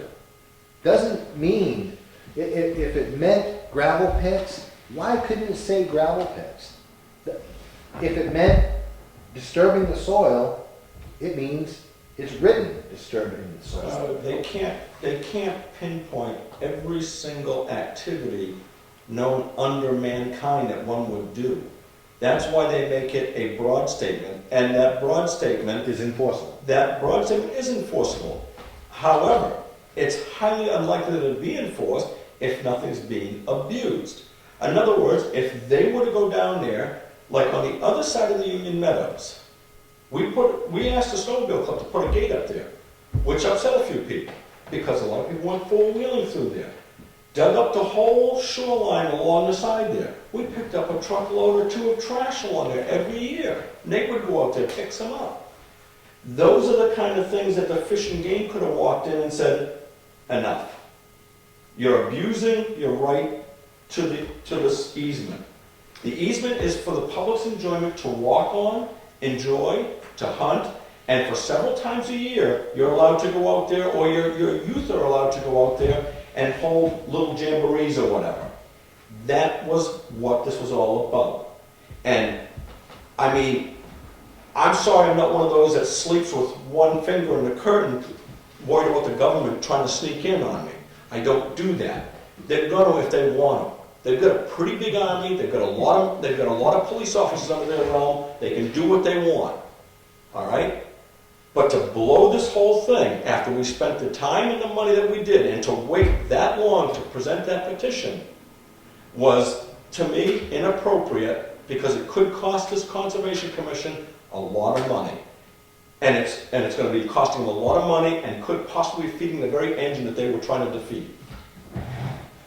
So would the lesson be to fully inform everybody about every action we take? Ralph, I sat right here at this table one time and I watched, and Mr. Mankus and I have had more than our share of disagreements. I watched Mr. Doobie compliment Mr. Mankus, and I would wholeheartedly agree. This Conservation Commission has never been more informed than Dave telling us all these emails, especially throughout this conservation easement process. I get 3 or 4 emails a day. It's almost sickening sometimes because I have to paw through every one of them. All right? So don't tell me you weren't informed. If you weren't informed, it's because you're not reading the material. That's Period. not true. That's not true. The reason why I started to change my mind was because I was reading the material.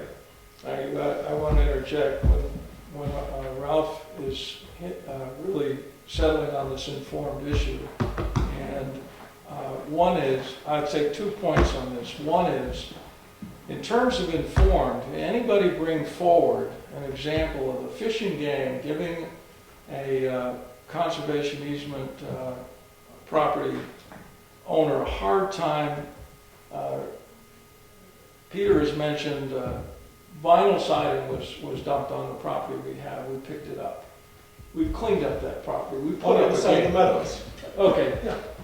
These type of things that we do, a problem comes up and townspeople go in and they fix it. Can anyone inform us of a situation where the fishing game has gone in and seized a property or asked for the money back over incidences like this that might occur with somebody wanting to put a footprint on the ground to launch his boat, or someone who may have inadvertently thrown some trash and someone picks it up, or come in with a four-wheeler? I don't think anyone lost their easement because of these things happen. There's other people who come in and fix them. The second point is, in terms of informing, if I failed to inform this board of anything, perhaps it was the question of Agenda 21. It didn't come up at the beginning of this, and I wasn't the one that informed anybody about it. And I kind of wonder if Agenda 21 had not come along into this meeting, would we have this problem now? It would be a worse problem, because Agenda 21, they tell you they're going to grade regional planning departments, the planners, on their performance of enacting their agenda. So the less that people discuss Who's it. they? What? Who's they? Well, your regional planners is a No, good you start. said they would grade. Who is they? They would The grade. federal government. The executive orders that handed down from the presidents in the last. Would it be the since, president grading us, or? Ralph, What? it was explained at the last meeting, and it's totally absurd to hear you make the assumption that nobody would be able to walk on that property. I didn't say Fishing that. game, you were saying at the very beginning of this meeting. The people Walking, you walk on can't the property. disturb the soils, can't walk, they could hold us from I doing said it. disturb the soil. I didn't say That walk. land, the money that fishing You're game pretty was. good at putting words in people's mouths, land- Peter. That You're land one of that the is planners, required Peter, that's was the problem. being raised through money from ammunition expenses. Fishing game, of course, is gonna allow hunting and fishing, which requires people walking across that property. I never said anything about walking, Pete. You Well, I can certainly spin thought I things the heard way you want to spin them. There's no spin on it, Ralph. Pete, Mr. Chairman, I don't want to keep this going. I just One wanna- more, we're. One more running out. short word, please. Just that, you know, I think I came here talking about the process, not about people. And I don't want to talk about people, and I'm not accusing anyone of doing anything except their best to advocate for what they felt was right. And I think you all have done that. I think the process that I'm criticizing is, it's hard to hear someone say, geez, why did you wait until now? When we didn't know about this document until now. The people weren't asked for their opinion until the last 2 selectmen's meetings. So when are we supposed to, you know, I mean, my criticism of the process is that the public should have been involved in the beginning of the process and throughout the process. And I don't know how you can accomplish that. I hope perhaps you can learn something from this process. And I hate to see this thing go down. But what I kind of continue to hear is that people get on the defense to defend their position instead of saying, how can we still make it work? What can we do to pull this side and that side closer together That's why. to make this happen still? I'd be supportive of that instead of, I don't agree with you or you don't agree with me. And I'll finish with that thought. How can we continue to make this thing work in a way that more people can get on board with it? I just want to introduce those two warrant articles I did, Jim. So Yeah. it could- Jim, Okay, one I said enough. Can I say something, because I've been quiet for a long time? Yeah. Right. The issue started with one facet, very valuable facet, money. Yeah. Nobody on this commission wanted to go to the townspeople and ask for $250,000. And there's no GD way you're gonna get it. We don't need it. We don't need $250,000. Right. We had 88,000, I believe, at the beginning of this, in our coffers, in our fund, undesignated fund. So if we had to raise and appropriate anything with a purchase sales agreement of 150, we would have had to raise 80, maybe 90, maybe $100,000. I still don't think that would fly. Now, I don't know, but I know people that get on, they walk into that little voting booth with that ballot and they see dollar signs and it's no, no, no, no. They don't care. They don't care if it's for an ambulance. They don't care if it's for kids' education. They don't care what it's for. It's money. It's gonna, no, no, no, no. And so, I don't think it would fly. But maybe I'm wrong. I understand that there's a lot of other things in the budget, and I hear what they're going through right now on the budget, trying to maintain a decent tax rate. So I don't see how it's gonna fly. So money got us into the, nobody wanted to ask the townspeople for the money. But isn't the most important part of the process giving them the choice? I have a question. That's my John's choice. supposed I have a question, Jim. When you signed the petition, did you realize that by turning in that petition, it could totally disassemble this whole deal and lose the land? I mean, basically, it's voided the purchase and sale. We're back to square one now. Did you realize that the money we invested and all that could just be down the drain? No, I don't. To answer you honestly, I don't think I realized that we could lose the entire effort and the land over that petition.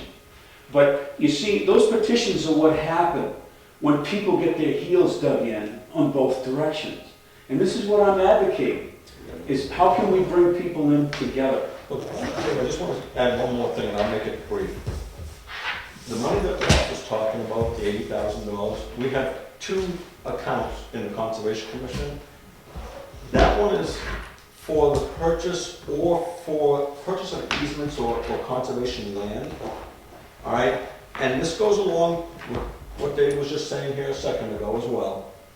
The Conservation Commission is trying to make as much money go as far as it can and accomplish what it needs to accomplish. So, yeah, Ralph is right. We have that much extra money. Did we want to exhaust the account down to zero? No, because we have other projects coming down the pipe, and with such limited funding, we need to guard that cautiously. And we have guarded that cautiously. I've watched it for years. We maintain, about 80, 85,000, and that's from current use penalty money. Now, the taxpayers years ago voted to allow the Conservation Commission to get the current use penalty money, which is when somebody takes their land out of current use, there's a 10% penalty on the value of that property at that time right now. And so that penalty money goes into our fund for the purpose of obtaining conservation easements and land.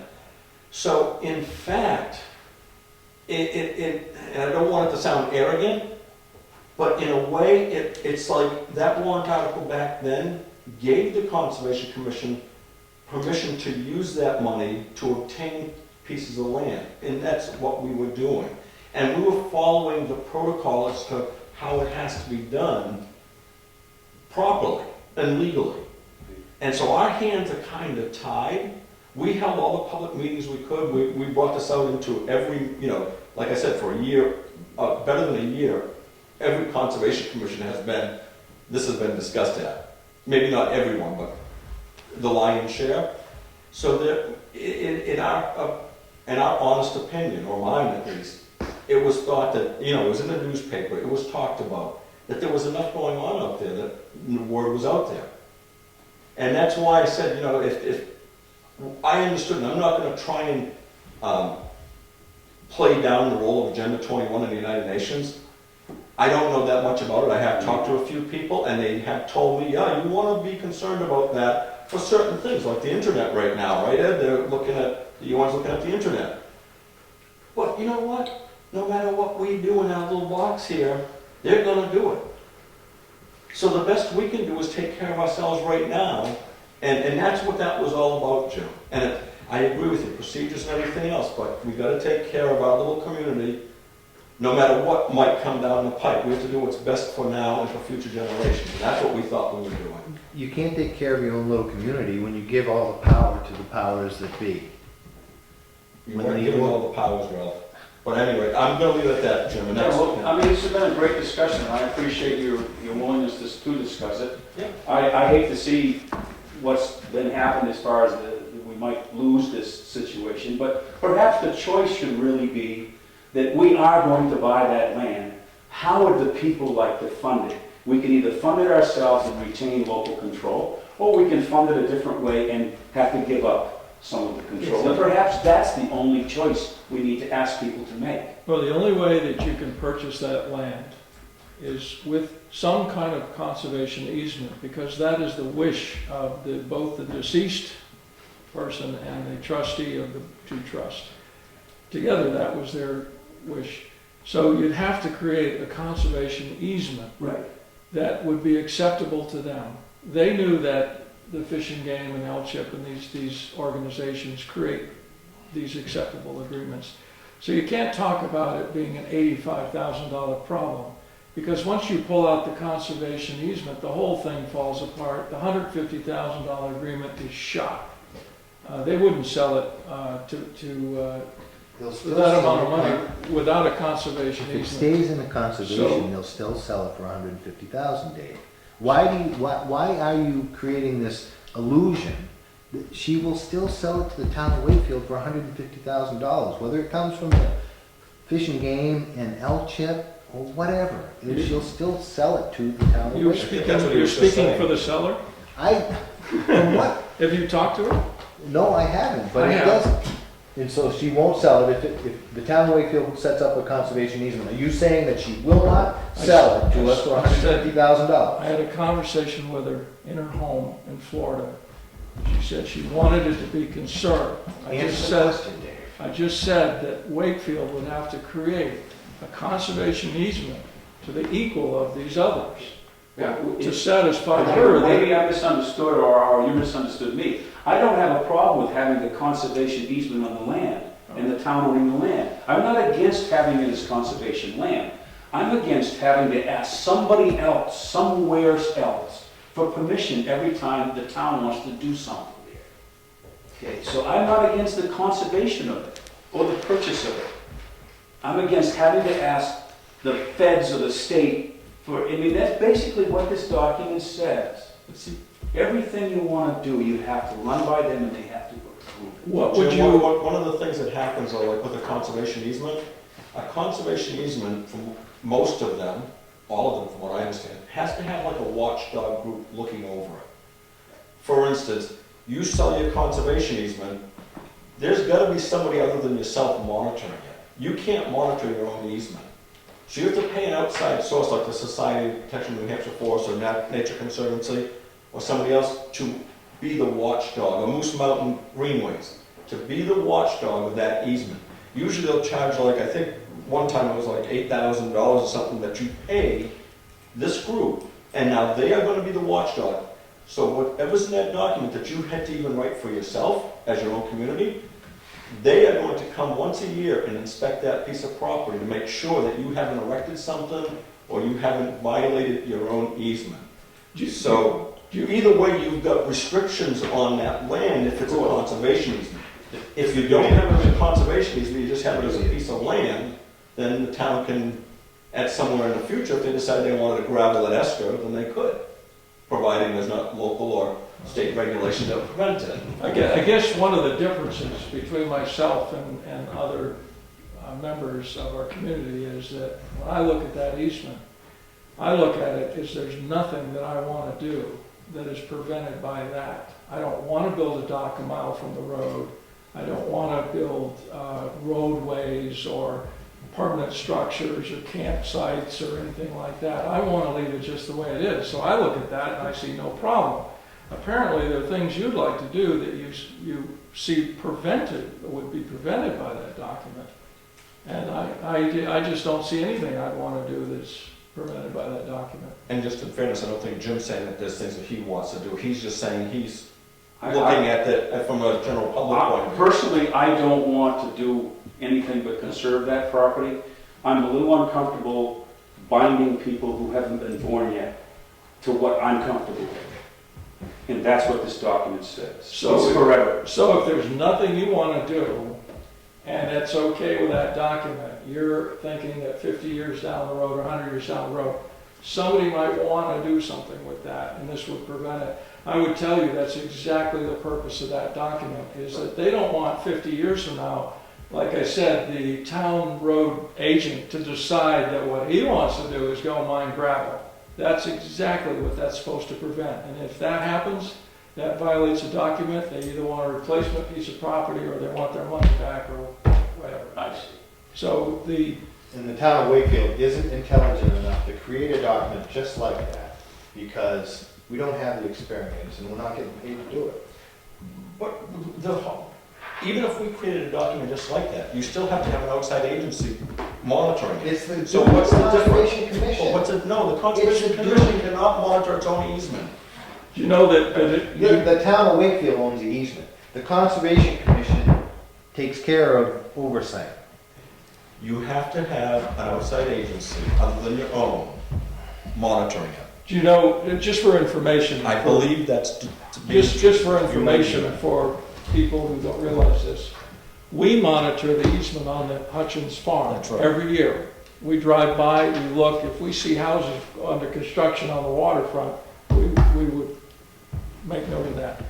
Our Gage Hill property is monitored by the New Hampshire Society for the Protection of Forest. They walked the whole property, gave us a map with a GPS trail of where they walked, they inspected the boundaries. They said timber was cut on the north, south, east, and west of that property, but there were no incursions. So that report was duly noted. So there is always easements. There is always someone monitoring easements. This is not something new. And Dave, you mentioned that we monitor the Hutchins farm.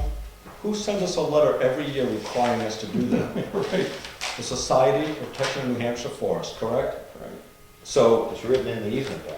that's right. The concept there is you make a promise to hold something in conservation, you're held to that promise. You can't just in 2 or 3 years say, oh, nobody remembers that. It's permanent. Dave, will you answer my question whether or not I should sell that to the town of Wakefield for $150,000 or not? Not without a conservation easement equal to that. That's my opinion from talking to her. But she would sell it. I was going to say, I don't think that Dave, I don't think anybody in this room can speak for Mrs. Harding. I can So only think that's tell you my impression. an irrelevant question. Yeah. That's my impression from talking to her, that's all. I think Deb's on overtime right now. Yeah, look, it's 20 after 9. Oh, boy. No other business to discuss. I think we've thoroughly discussed everything tonight. Motion to adjourn? Can I ask one Great very discussion. quick question? Ed? Because I was mentioned, so I figured I could. You were mentioning? Well, Agenda 21 was mentioned, and you said that I sent you a bunch of information, and you read it, Mhm. and you say you have no problem with it. Right. Are you saying on camera to the public that you have no problem that you are assisting the federal government in the implementation of United Nations Agenda 21? Because that's what you are saying. In a courtroom, that would be called putting words in the witness's mouth, and that would be That is what you disallowed. said. It is what it says. I said that sustainability is something that I taught in school 20 years ago. And I talked about the concept of sustainability so that human life could exist on the earth hundreds of years from now When I read the principles outlined in the Rio Agreement, those principles are about sustainability, which is mean don't spoil all the water, don't cut all the trees, don't use up all the land, and I didn't find one single thing in those principles that I object to. The concept of a worldwide conspiracy to take over the town of Wakefield by foreign people, that's not even something I'm considering, Well, Mr. Chairman, that's trying to marginalize the seriousness of the matter. according to you And me. and you. All I'm saying is that you agree that the federal government is implementing an international agreement, and you have no problem with that. I just want to make sure that the public understands that. I don't know what the federal government is implementing because I'm not in Washington. I'm not totally aware of what they might be thinking or doing. I spoke to the scientific principles passed in the Rio conference, and I read that thoroughly. They're based on scientific fact that every educated person understands. And those principles I have no problem with.